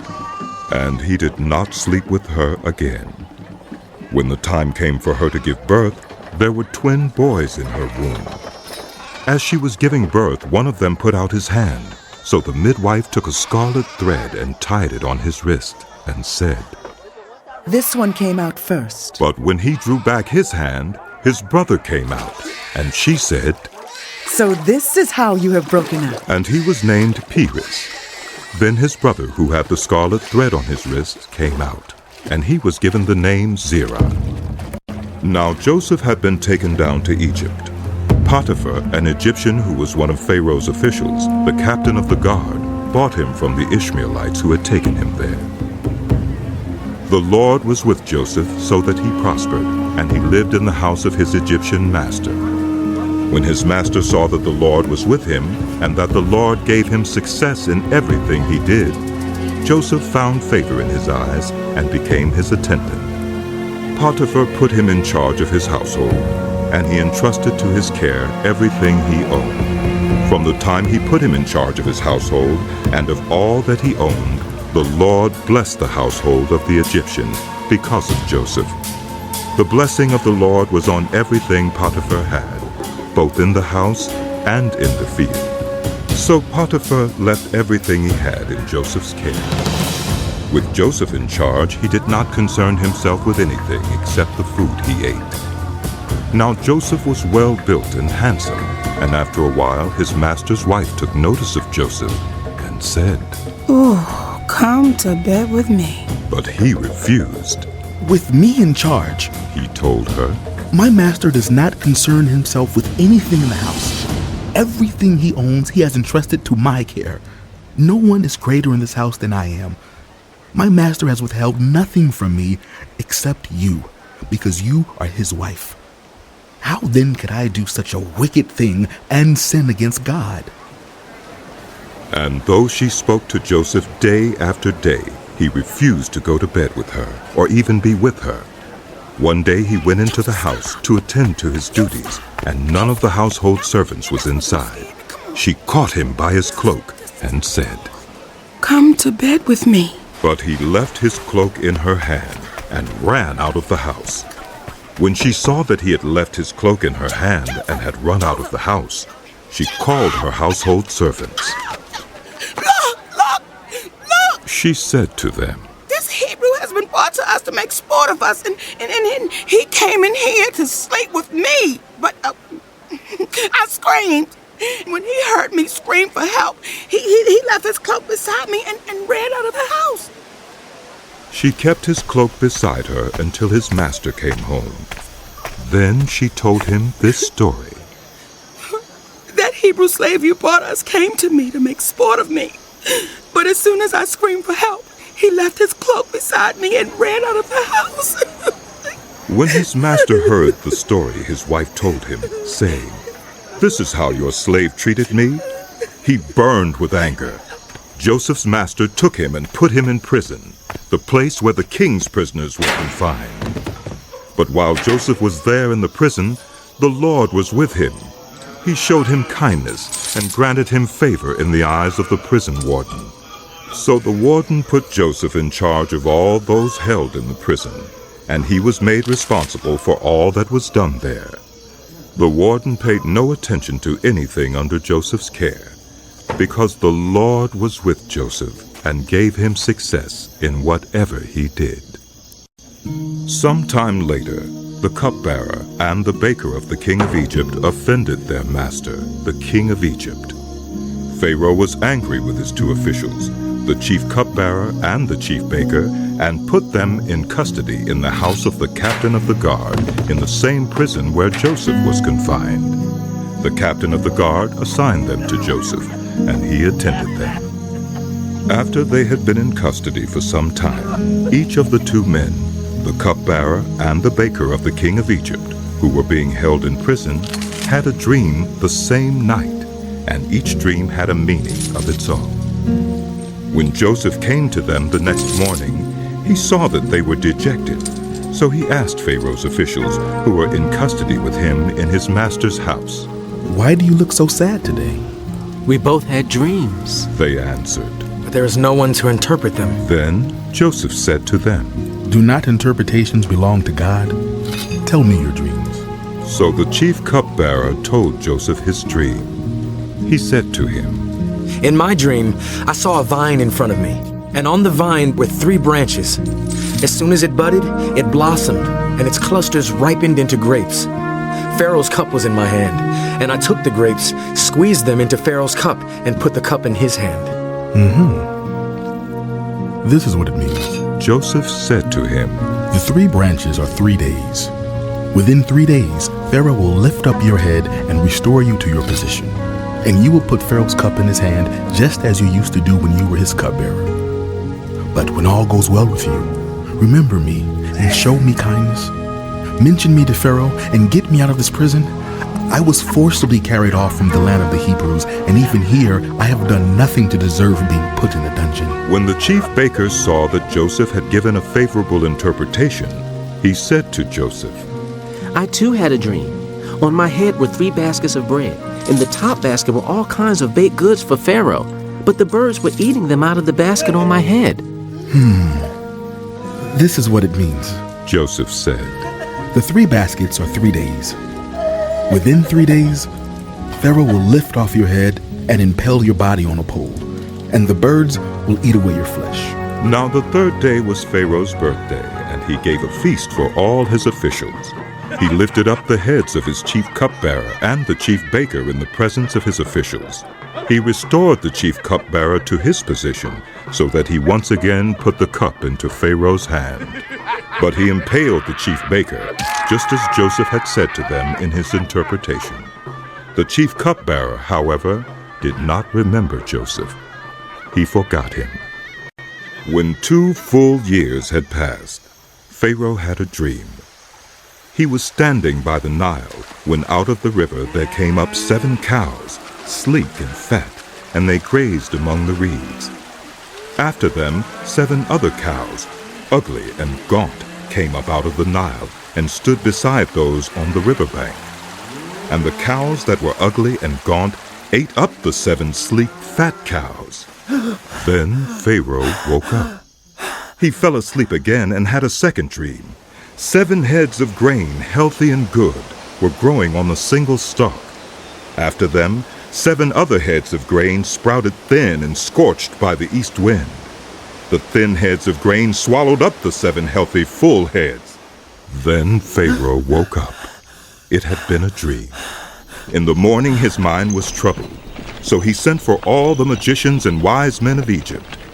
Pharaoh told them his dreams, but no one could interpret them for him.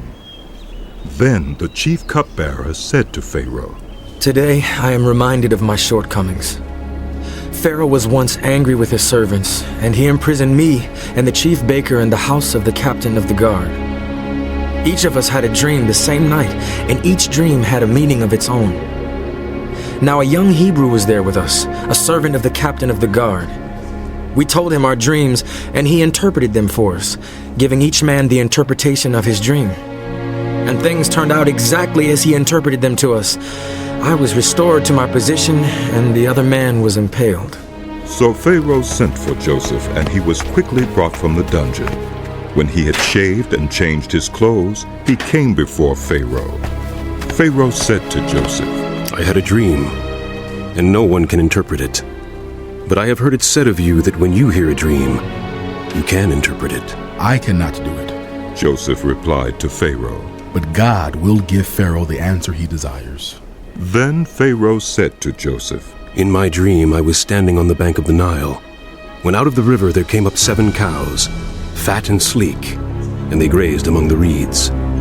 After them, 7 other cows came up, scrawny and very ugly and lean. I had never seen such ugly cows in all the land of Egypt. The lean, ugly cows ate up the 7 fat cows that came up first. But even after they ate them, no one could tell that they had done so. They looked just as ugly as before. Then I woke up. In my dream I saw 7 heads of grain, full and good, growing on a single stalk. After them, 7 other heads sprouted, withered and thin and scorched by the east wind. The thin heads of grain swallowed up the 7 good heads. I told this to the magicians, but none of them could explain it to me. Then Joseph said to Pharaoh, The dreams of Pharaoh are one and the same. God has revealed to Pharaoh what he is about to do. The 7 good cows are 7 years, and the 7 good heads of grain are 7 years. It is one and the same dream. The 7 lean, ugly cows that came up afterward are 7 years, and so are the 7 worthless heads of grain scorched by the east wind. They are 7 years of famine.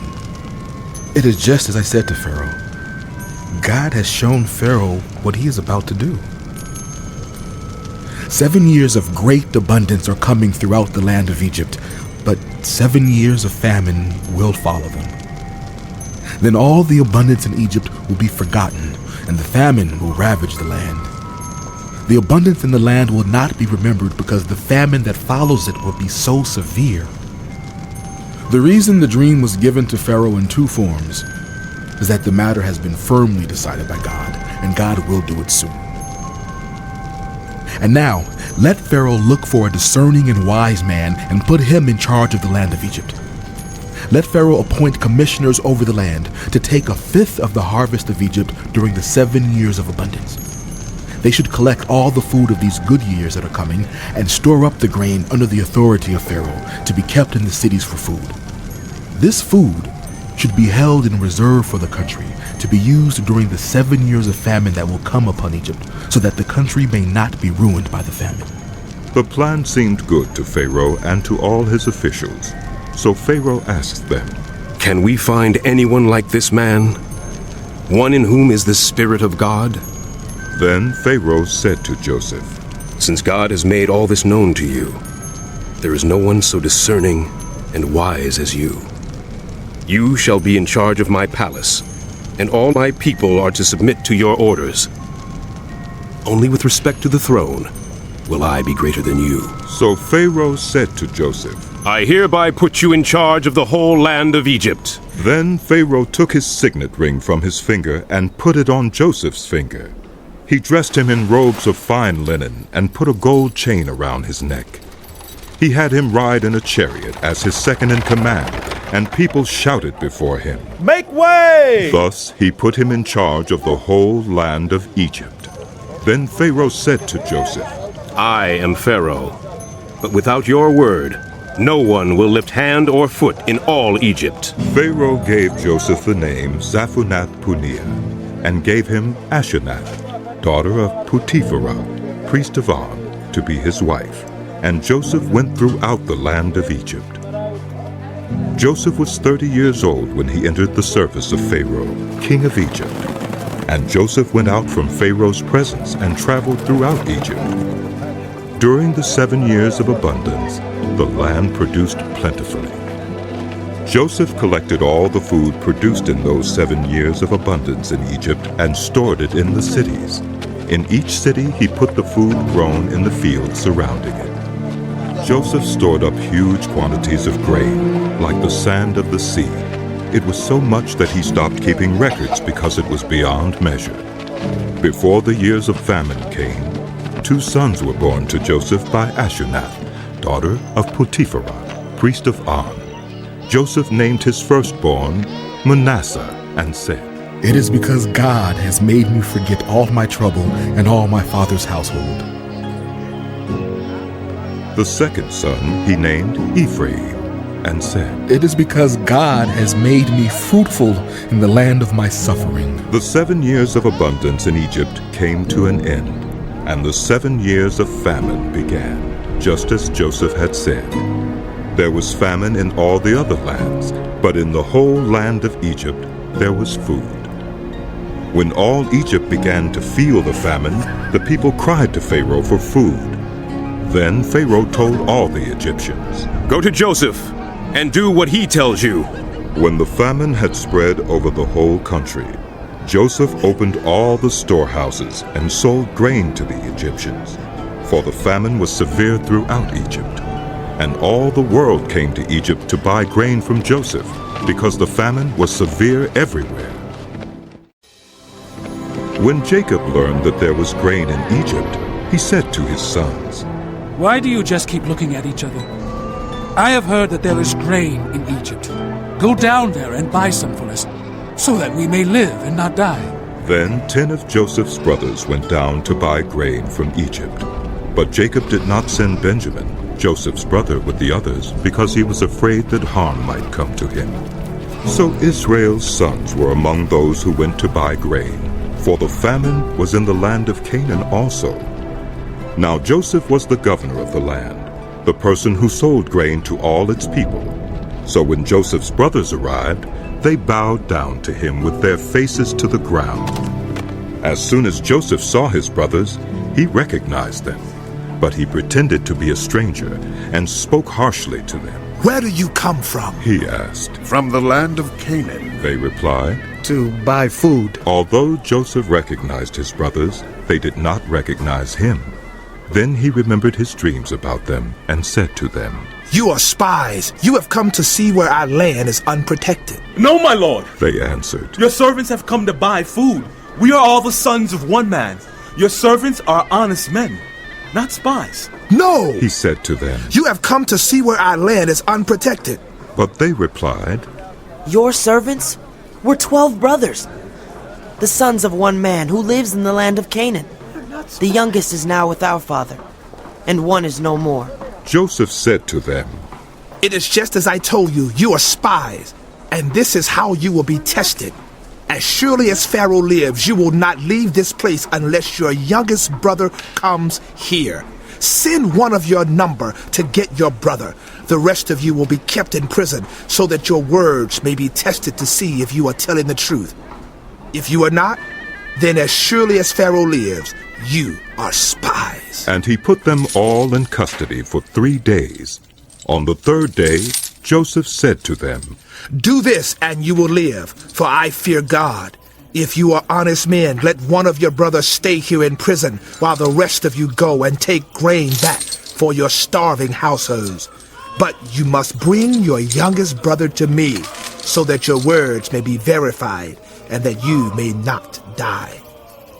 This they proceeded to do. They said to one another, "Surely we are being punished because of our brother. We saw how distressed he was when he pleaded with us for his life, but we would not listen. That's why this distress has come on us." Reuben replied, "Didn't I tell you not to sin against the boy? But you wouldn't listen. Now we must give an accounting for his blood." They did not realize that Joseph could understand them, since he was using an interpreter. He turned away from them and began to weep, but then came back and spoke to them again. He had Simeon taken from them and bound before their eyes. Joseph gave orders to fill their bags with grain, to put each man's silver back in his sack, and to give them provisions for their journey. After this was done for them, they loaded their grain on their donkeys and left. At the place where they stopped for the night, one of them opened his sack to get feed for his donkey, and he saw his silver in the mouth of his sack. My silver has been returned, he said to his brothers. Here it is in my sack. Their hearts sank, and they turned to each other, trembling, and said, What is this that God has done to us? When they came to their father Jacob in the land of Canaan, they told him all that had happened to them. They said, The man who is lord over the land spoke harshly to us, and treated us as though we were spying on the land. But we said to him, We are honest men. We are not spies. We were 12 brothers, sons of one father. One is no more, and the youngest is now with our father in Canaan. Then the man who was lord over the land said to us, This is how I will know whether you are honest men. Leave one of your brothers here with me, and take food for your starving households and go. But bring your youngest brother to me, so I will know that you are not spies, but honest men. Then I will give your brother back to you, and you can trade in the land. As they were emptying their sacks, there in each man's sack was his pouch of silver. When they and their father saw the money pouches, they were frightened. Their father Jacob said to them, You have deprived me of my children. Joseph is no more, and Simeon is no more, and now you want to take Benjamin. Everything is against me. Then Reuben said to his father, You may put both of my sons to death if I do not bring him back to you. Entrust him to my care, and I will bring him back. But Jacob said, My son will not go down there with you. His brother is dead, and he is the only one left. If harm comes to him on the journey you are taking, he will bring my gray head down to the grave in sorrow. Now the famine was still severe in the land. So when they had eaten all the grain they had brought from Egypt, their father said to them, Go back and buy us a little more food. But Judah said to him, The man warned us solemnly, You will not see my face again unless your brother is with you. If you will send our brother along with us, we will go down and buy food for you. But if you will not send him, we will not go down, because the man said to us, You will not see my face again unless your brother is with you. Israel asked, Why did you bring this trouble on me by telling the man you had another brother? They replied, The man questioned us closely about ourselves and our family. Is your father still living, he asked us. Do you have another brother? We simply answered his questions. How are we to know he would say, Bring your brother down here? Then Judah said to Israel, his father, Send the boy along with me, and we will go at once, so that we and you and our children may live and not die. I myself will guarantee his safety. You can hold me personally responsible for him. If I do not bring him back to you and set him here before you, I will bear the blame before you all my life. As it is, if we had not delayed, we could have gone and returned twice. Then their father Israel said to them, If it must be, then do this. Put some of the best products of the land in your bags and take them down to the man as a gift. A little balm and a little honey, some spices and myrrh, some pistachio nuts and almonds. Take double the amount of silver with you, for you must return the silver that was put back into the mouths of your sacks. Perhaps it was a mistake. Take your brother also and go back to the man at once. And may God Almighty grant you mercy before the man, so that he will let your other brother and Benjamin come back with you. As for me, if I am bereaved, I am bereaved. So the men took the gifts and doubled the amount of silver, and Benjamin also. They hurried down to Egypt and presented themselves to Joseph. When Joseph saw Benjamin with them, he said to the steward of his house, Take these men to my house, slaughter an animal, and prepare a meal. They are to eat with me at noon. The man did as Joseph told him, and took the men to Joseph's house. Now the men were frightened when they were taken to his house. They thought, We were brought here because of the silver that was put back into our sacks the first time.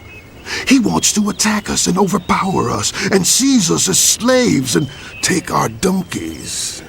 So they went up to Joseph's steward and spoke to him at the entrance to the house.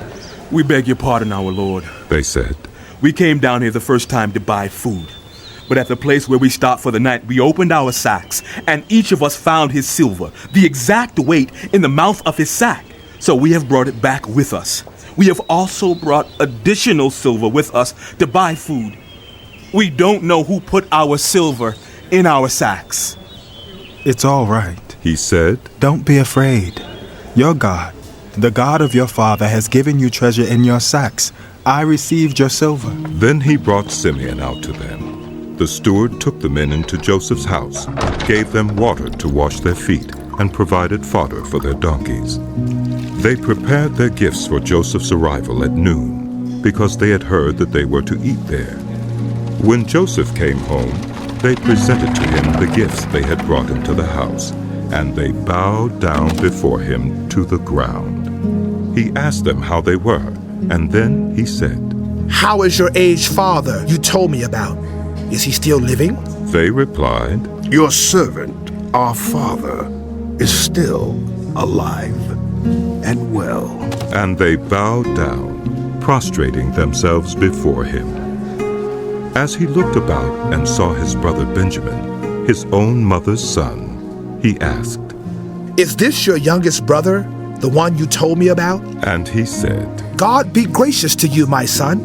Deeply moved at the sight of his brother, Joseph hurried out and looked for a place to weep. He went into his private room and wept there. After he had washed his face, he came out and, controlling himself, said, "Serve the food." They served him by himself, the brothers by themselves, and the Egyptians who ate with him by themselves, because Egyptians could not eat with Hebrews, for that is detestable to Egyptians. The men had been seated before him in the order of their ages, from the firstborn to the youngest, and they looked at each other in astonishment. When portions were served to them from Joseph's table, Benjamin's portion was 5 times as much as anyone else's. So they feasted and drank freely with him. Now Joseph gave these instructions to the steward of his house. "Fill the men's sacks with as much food as they can carry, and put each man's silver in the mouth of his sack. Then put my cup, the silver one, in the mouth of the youngest one's sack, along with the silver for his grain." And he did as Joseph said. As morning dawned, the men were sent on their way with their donkeys. They had not gone far from the city when Joseph said to his steward, "Go after those men at once, and when you catch up with them, say to them, 'Why have you repaid good with evil? Isn't this the cup my master drinks from and also uses for divination? This is a wicked thing you have done." When he caught up with them, he repeated these words to them. But they said to him, "Why does my lord say such things? Far be it from your servants to do anything like that. We even brought back to you from the land of Canaan the silver we found inside the mouths of our sacks. So why would we steal silver or gold from your master's house? If any of your servants is found to have it, he will die, and the rest of us will become my lord's slaves." "Very well then," he said. "Let it be as you say.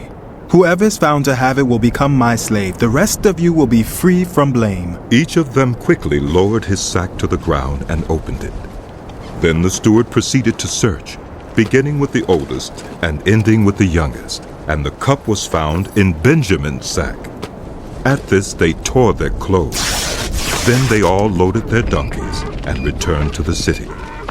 Joseph was still in the house when Judah and his brothers came in, and they threw themselves to the ground before him. Joseph said to them, "What is this you have done? Don't you know that a man like me can find things out by divination?" "What can we say to my lord?" Judah replied. "What can we say? How can we prove our innocence? God has uncovered your servant's guilt. We are now my lord's slaves, we ourselves, and the one who was found to have the cup." But Joseph said, "Far be it from me to do such a thing. Only the man who was found to have the cup will become my slave. The rest of you go back to your father in peace." Then Judah went up to him and said, "Pardon your servant, my lord. Let me speak a word to my lord. Do not be angry with your servant, though you are equal to Pharaoh himself. my Lord asked his servants, "Do you have a father or a brother?" And we answered, "We have an aged father, and there is a young son born to him in his old age. His brother is dead, and he is the only one of his mother's sons left, and his father loves him." Then you said to your servants, "Bring him down to me so I can see him for myself." And we said to my Lord, "The boy cannot leave his father. If he leaves him, his father will die." But you told your servants, "Unless your youngest brother comes down with you, you will not see my face again." When we went back to your servant, my father, we told him what my Lord had said. Then our father said, "Go back and buy a little more food." But we said, "We cannot go down. Only if our youngest brother is with us will we go. We cannot see the man's face unless our youngest brother is with us." Your servant, my father, said to us, "You know that my wife bore me 2 sons. One of them went away from me, and I said, 'He has surely been torn to pieces,' and I have not seen him since. If you take this one from me too, and harm comes to him, you will bring my gray head down to the grave in misery. So now if the boy is not with us when I go back to your servant, my father, and if my father, whose life is closely bound up with the boy's life, sees that the boy isn't there, he will die. Your servants will bring the gray head of our father down to the grave in sorrow." Your servant guaranteed the boy's safety to my father. I said, "If I do not bring him back to you, I will bear the blame before you, my father, all my life. Now then, please let your servant remain here as my Lord's slave in place of the boy, and let the boy return with his brothers. How can I go back to my father if the boy is not with me? No, do not let me see the misery that would come on my father." Then Joseph could no longer control himself before all his attendants, and he cried out, "Have everyone leave my presence!" So there was no one with Joseph when he made himself known to his brothers. And he wept so loudly that the Egyptians heard him, and Pharaoh's household heard about it. Joseph said to his brothers, "I am Joseph. Is my father still living?" But his brothers were not able to answer him, because they were terrified at his presence. Then Joseph said to his brothers, "Come close to me." When they had done so, he said, "I am your brother Joseph, the one you sold into Egypt. And now, do not be distressed and do not be angry with yourselves for selling me here, because it was to save lives that God sent me ahead of you. For 2 years now there has been famine in the land, and for the next 5 years there will be no plowing and reaping. But God sent me ahead of you to preserve for you a remnant on earth and to save your lives by a great deliverance. So then, it was not you who sent me here, but God. He made me father to Pharaoh, lord of his entire household and ruler of all Egypt. Now hurry back to my father and say to him, 'This is what your son Joseph says. God has made me lord of all Egypt. Come down to me. Don't delay. You shall live in the region of Goshen and be near me, you, your children and grandchildren, your flocks and herds, and all you have. I will provide for you there, because 5 years of famine are still to come. Otherwise, you and your household and all who belong to you will become destitute. You can see for yourselves, and so can my brother Benjamin, that it is really I who am speaking to you. Tell my father about all the honor accorded me in Egypt and about everything you have seen. And bring my father down here quickly." Then he threw his arms around his brother Benjamin and wept. And Benjamin embraced him, weeping, and he kissed all his brothers and wept over them. Afterward, his brothers talked with him. When the news reached Pharaoh's palace that Joseph's brothers had come, Pharaoh and all his officials were pleased. Pharaoh said to Joseph, "Tell your brothers, do this. Load your animals and return to the land of Canaan, and bring your father and your families back to me. I will give you the best of the land of Egypt, and you can enjoy the fat of the land."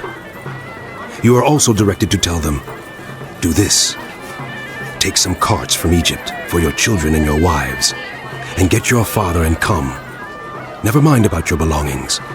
because the best of all of Egypt will be yours." So the sons of Israel did this. Joseph gave them carts as Pharaoh had commanded, and he also gave them provisions for their journey. To each of them he gave new clothing, but to Benjamin he gave 300 shekels of silver and 5 sets of clothes. And this is what he sent to his father: 10 donkeys loaded with the best things of Egypt, and 10 female donkeys loaded with grain and bread and other provisions for his journey. Then he sent his brothers away, and as they were leaving, he said to them, "Don't quarrel on the way." So they went up out of Egypt and came to their father Jacob in the land of Canaan. They told him, "Joseph is still alive. In fact, he is ruler of all Egypt." Jacob was stunned. He did not believe them. But when they told him everything Joseph had said to them, and when he saw the carts Joseph had sent to carry him back, the spirit of their father Jacob revived. And Israel said, "I'm convinced my son Joseph is still alive. I will go and see him before I die." So Israel set out with all that was his. And when he reached Beersheba, he offered sacrifices to the God of his father Isaac. And God spoke to Israel in a vision at night and said, "Jacob, Jacob." "Here I am," he replied. "I am God, the God of your father. Do not be afraid to go down to Egypt, for I will make you into a great nation there. I will go down to Egypt with you, and I will surely bring you back again, and Joseph's own hand will close your eyes." Then Jacob left Beersheba, and Israel's sons took their father Jacob and their children and their wives in the carts that Pharaoh had sent to transport him. So Jacob and all his offspring went to Egypt, taking with them their livestock and the possessions they had acquired in Canaan. Jacob brought with him to Egypt his sons and grandsons, and his daughters and granddaughters, all his offspring. These are the names of the sons of Israel, Jacob and his descendants, who went to Egypt. Reuben, the firstborn of Jacob. The sons of Reuben: Hanok, Palu, Hezron, and Carmi. The sons of Simeon: Jemuel, Jamin, Ohad, Jakim, Zohar, and Shaul, the sons of a Canaanite woman. The sons of Levi: Gershon, Kohath, and Merari. The sons of Judah: Onan, Shelah, Perez, and Zerah. But and Onan had died in the land of Canaan. The sons of Perez: Hezron and Hamul. The sons of Issachar: Tola, Puah, Jashub, and Shimron. The sons of Zebulun: Sirat, Elon, and Jaleel. These were the sons Leah bore to Jacob in Padan Aram, besides his daughter Dinah. These sons and daughters of his were 33 in all. The sons of Gad: Zephan, Haggai, Shunai, Espan, Eri, Erudai, and Urieli. The sons of Asher: Imnah, Ishvi, and Beriah. Their sister was Sarah. The sons of Beriah: Eber, and Malchiah. These were the children born to Jacob by Zilpah, whom Laban had given to his daughter Leah, 16 in all. The sons of Jacob's wife Rachel: Joseph and Benjamin. In Egypt, Manasseh and Ephraim were born to Joseph by Asenath, daughter of Putiphera, priest of On. The sons of Benjamin: Bela, Becher, Ashbel, Gera, Neumann, Ehi, Rosh, Mupim, Hupim, and Ard. These were the sons of Rachel, who were born to Jacob, 14 in all. The son of Dan: Hushim. The sons of Naphtali: Jaziel, Giuni, Jezer, and Shillem. These were the sons born to Jacob by Bilhah, whom Laban had given to his daughter Rachel, 7 in all. All those who went to Egypt with Jacob, those who were his direct descendants, not counting his sons' wives, numbered 66 persons. With the 2 sons who had been born to Joseph in Egypt, the members of Jacob's family, which went to Egypt, were 70 in all. Now Jacob sent Judah ahead of him to Joseph to get directions to Goshen. When they arrived in the region of Goshen, Joseph had his chariot made ready and went to Goshen to meet his father Israel. As soon as Joseph appeared before him, he threw his arms around his father and wept for a long time. Israel said to Joseph, "Now I am ready to die, since I have seen for myself that you are still alive." Then Joseph said to his brothers and to his father's household, I will go up and speak to Pharaoh and will say to him, my brothers and my father's household who were living in the land of Canaan have come to me. The men are shepherds. They tend livestock, and they have brought along their flocks and herds and everything they own. When Pharaoh calls you in and asks, what is your occupation? You should answer, your servants have tended livestock from our boyhood on, just as our fathers did. Then you will be allowed to settle in the region of Goshen, for all shepherds are detestable to the Egyptians. Joseph went and told Pharaoh, my father and brothers, with their flocks and herds and everything they own, have come from the land of Canaan and are now in Goshen. He chose 5 of his brothers and presented them before Pharaoh. Pharaoh asked the brothers, what is your occupation? Your servants are shepherds. They replied to Pharaoh, just as our fathers were. They also said to him, we have come to live here for a while because the famine is severe in Canaan, and your servants' flocks have no pasture. So now, please let your servants settle in Goshen. Pharaoh said to Joseph, your father and your brothers have come to you, and the land of Egypt is before you. Settle your father and your brothers in the best part of the land. Let them live in Goshen. And if you know of any among them with special ability, put them in charge of my own livestock. Then Joseph brought his father Jacob in and presented him before Pharaoh. After Jacob blessed Pharaoh, Pharaoh asked him, how old are you? And Jacob said to Pharaoh, the years of my pilgrimage are 130. My years have been few and difficult, and they do not equal the years of the pilgrimage of my fathers. Then Jacob blessed Pharaoh and went out from his presence. So Joseph settled his father and his brothers in Egypt and gave them property in the best part of the land, the district of Ramesses, as Pharaoh directed. Joseph also provided his father and his brothers and all his father's household with food according to the number of their children. There was no food, however, in the whole region because the famine was severe. Both Egypt and Canaan wasted away because of the famine. Joseph collected all the money that was to be found in Egypt and Canaan in payment for the grain they were buying, and he brought it to Pharaoh's palace. When the money of the people of Egypt and Canaan was gone, all Egypt came to Joseph and said, give us food. Why should we die before your eyes?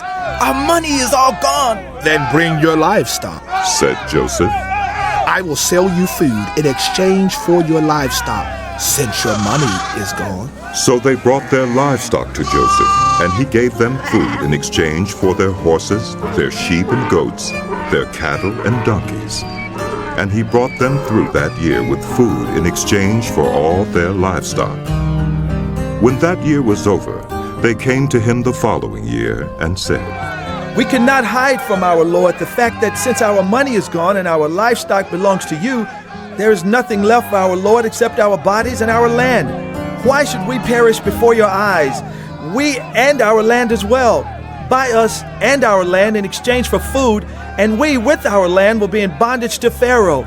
Give us seed so that we may live and not die, and that the land may not become desolate. So Joseph bought all the land in Egypt for Pharaoh. The Egyptians, one and all, sold their fields because the famine was too severe for them. The land became Pharaoh's, and Joseph reduced the people to servitude from one end of Egypt to the other. However, he did not buy the land of the priests, because they received a regular allotment from Pharaoh and had food enough from the allotment Pharaoh gave them. That is why they did not sell their land. Joseph said to the people, Now that I have bought you and your land today for Pharaoh, here is seed for you, so you can plant the ground. But when the crop comes in, give a fifth of it to Pharaoh. The other 4/5 you may keep as seed for the fields and as food for yourselves and your households and your children. You have saved our lives. They said, May we find favor in the eyes of our Lord. We will be in bondage to Pharaoh. So Joseph established it as a law concerning land in Egypt, still in force today, that a fifth of the produce belongs to Pharaoh. It was only the land of the priests that did not become Pharaoh's. Now the Israelites settled in Egypt in the region of Goshen. They acquired property there and were fruitful and increased greatly in number. Jacob lived in Egypt 17 years, and the years of his life were 147. When the time drew near for Israel to die, he called for his son Joseph and said to him, If I have found favor in your eyes, put your hand under my thigh and promise that you will show me kindness and faithfulness. Do not bury me in Egypt, but when I rest with my fathers, carry me out of Egypt and bury me where they are buried. I will do as you say, he said. Swear to me, he said. Then Joseph swore to him, and Israel worshipped as he leaned on the top of his staff. Some time later, Joseph was told, Your father is ill. So he took his 2 sons, Manasseh and Ephraim, along with him. When Jacob was told, Your son Joseph has come to you, Israel rallied his strength and sat up on the bed. Jacob said to Joseph, God Almighty appeared to me at Luz in the land of Canaan, and there he blessed me and said to me, I am going to make you fruitful and increase your numbers. I will make you a community of peoples, and I will give this land as an everlasting possession to your descendants after you. Now then, your 2 sons born to you in Egypt before I came to you here will be reckoned as mine. Ephraim and Manasseh will be mine, just as Reuben and Simeon are mine. Any children born to you after them will be yours. In the territory they inherit, they will be reckoned under the names of their brothers. As I was returning from Padan, to my sorrow, Rachel died in the land of Canaan while we were still on the way, a little distance from Ephrath. So I buried her there, beside the road to Ephrath. That is, Bethlehem. When Israel saw the sons of Joseph, he asked, Who are these? They are the sons God has given me here. Joseph said to his father. Then Israel said, Bring them to me so I may bless them. Now Israel's eyes were failing because of old age, and he could hardly see. So Joseph brought his sons close to him, and his father kissed them and embraced them. Israel said to Joseph, I never expected to see your face again, and now God has allowed me to see your children too. Then Joseph removed them from Israel's knees, and bowed down with his face to the ground. And Joseph took both of them, Ephraim on his right toward Israel's left hand, and Manasseh on his left toward Israel's right hand, and brought them close to him. But Israel reached out his right hand and put it on Ephraim's head, though he was the younger. And crossing his arms, he put his left hand on Manasseh's head, even though Manasseh was the firstborn. Then he blessed Joseph and said, May the God before whom my fathers Abraham and Isaac walked faithfully, the God who has been my shepherd all my life to this day, the angel who has delivered me from all harm, may he bless these boys. May they be called by my name and the names of my fathers Abraham and Isaac, and may they increase greatly on the earth. When Joseph saw his father placing his right hand on Ephraim's head, he was displeased. So he took hold of his father's hand to move it from Ephraim's head to Manasseh's head. Joseph said to him, "No, my father, this one is the firstborn. Put your right hand on his head." But his father refused and said, I know, my son, I know. He too will become a people, and he too will become great. Nevertheless, his younger brother will be greater than he, and his descendants will become a group of nations. He blessed them that day and said, In your name will Israel pronounce this blessing. May God make you like Ephraim and Manasseh. So he put Ephraim ahead of Manasseh. Then Israel said to Joseph, I am about to die, but God will be with you and take you back to the land of your fathers. And to you I give one more ridge of land than to your brothers, the ridge I took from the Amorites with my sword and my bow. Then Jacob called for his sons and said, Gather round so I can tell you what will happen to you in days to come. Assemble and listen, sons of Jacob. Listen to your father, Israel. Reuben, you are my firstborn, my might, the first sign of my strength, excelling in honor, excelling in power, turbulent as the waters. You will no longer excel, for you went up unto your father's bed, onto my couch, and defiled it. Simeon and Levi are brothers. Their swords are weapons of violence. Let me not enter their council. Let me not join their assembly, for they have killed men in their anger and hamstrung oxen as they pleased. Cursed be their anger, so fierce, and their fury so cruel.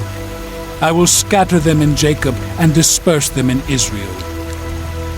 Judah, your brothers will praise you. Your hand will be on the neck of your enemies.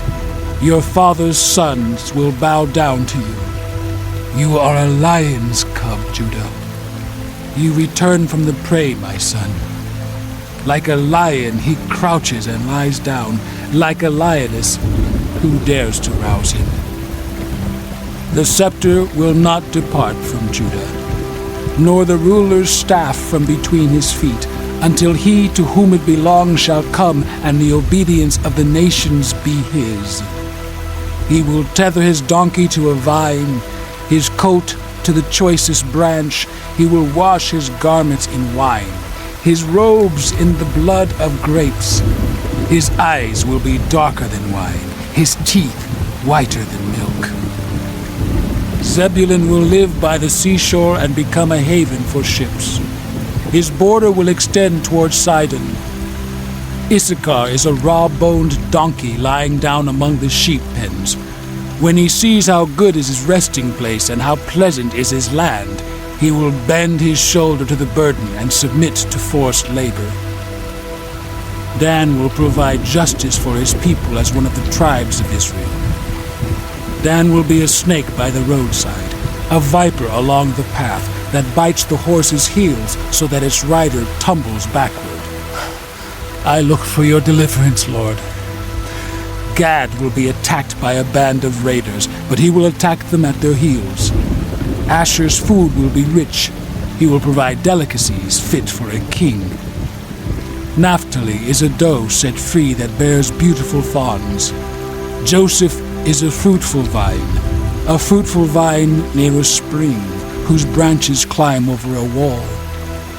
With bitterness archers attacked him.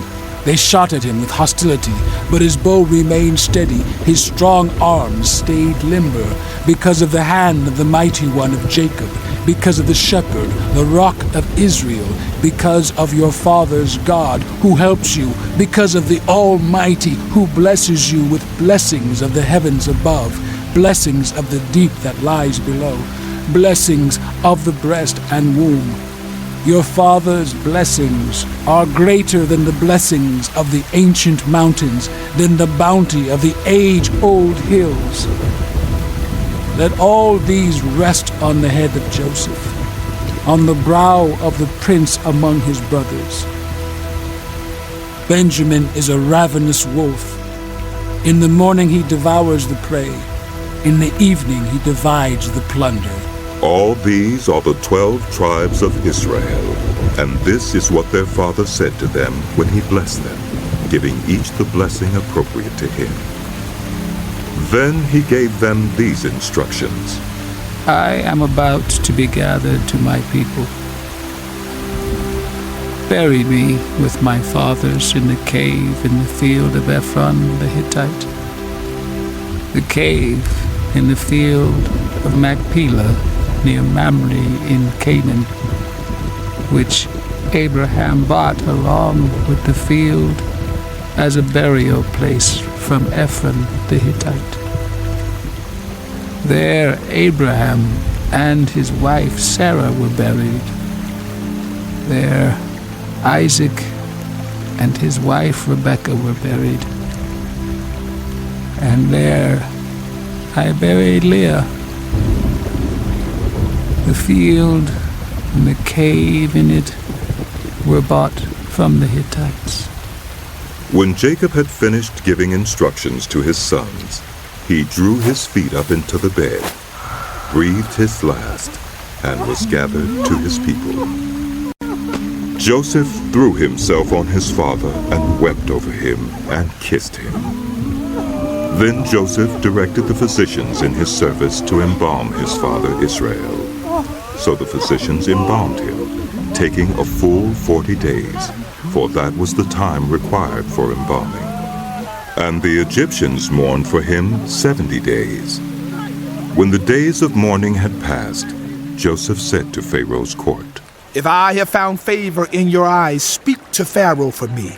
Tell him, my father made me swear an oath and said, I am about to die. Bury me in the tomb I dug for myself in the land of Canaan. Now let me go up and bury my father.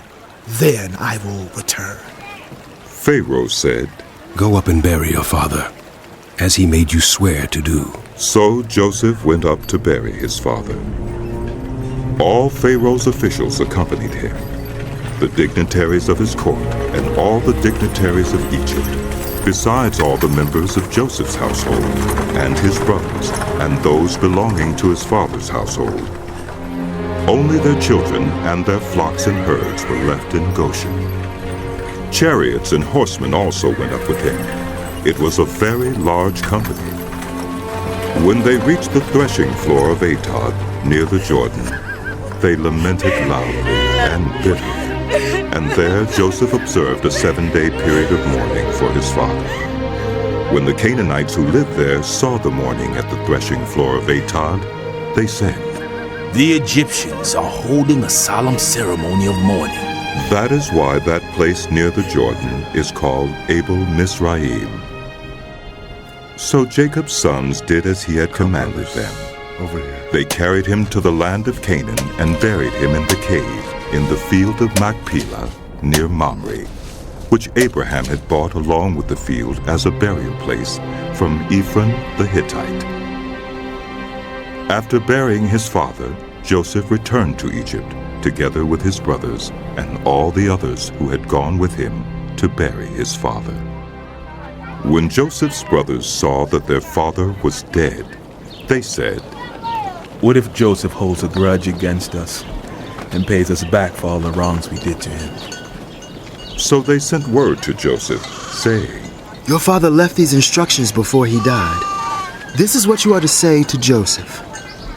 I ask you to forgive your brothers the sins and the wrongs they committed in treating you so badly. Now, please forgive the sins of the servants of the God of your father. When their message came to him, Joseph wept. His brothers then came and threw themselves down before him. We are your slaves, they said. But Joseph said to them, Don't be afraid. Am I in the place of God? You intended to harm me, but God intended it for good, to accomplish what is now being done, the saving of many lives. So then, don't be afraid. I will provide for you and your children. And he reassured them and spoke kindly to them. Joseph stayed in Egypt along with all his father's family. He lived 110 years and saw the third generation of Ephraim's children. Also the children of Machir, son of Manasseh, were placed at birth on Joseph's knees. Then Joseph said to his brother Israelites, I am about to die, but God will surely come to your aid and take you up out of this land, to the land he promised on oath to Abraham, Isaac, and Jacob. And Joseph made the Israelites swear an oath and said, God will surely come to your aid, and then you must carry my bones up from this place. So Joseph died at the age of 110, and after they embalmed him, he was placed in a coffin in Egypt.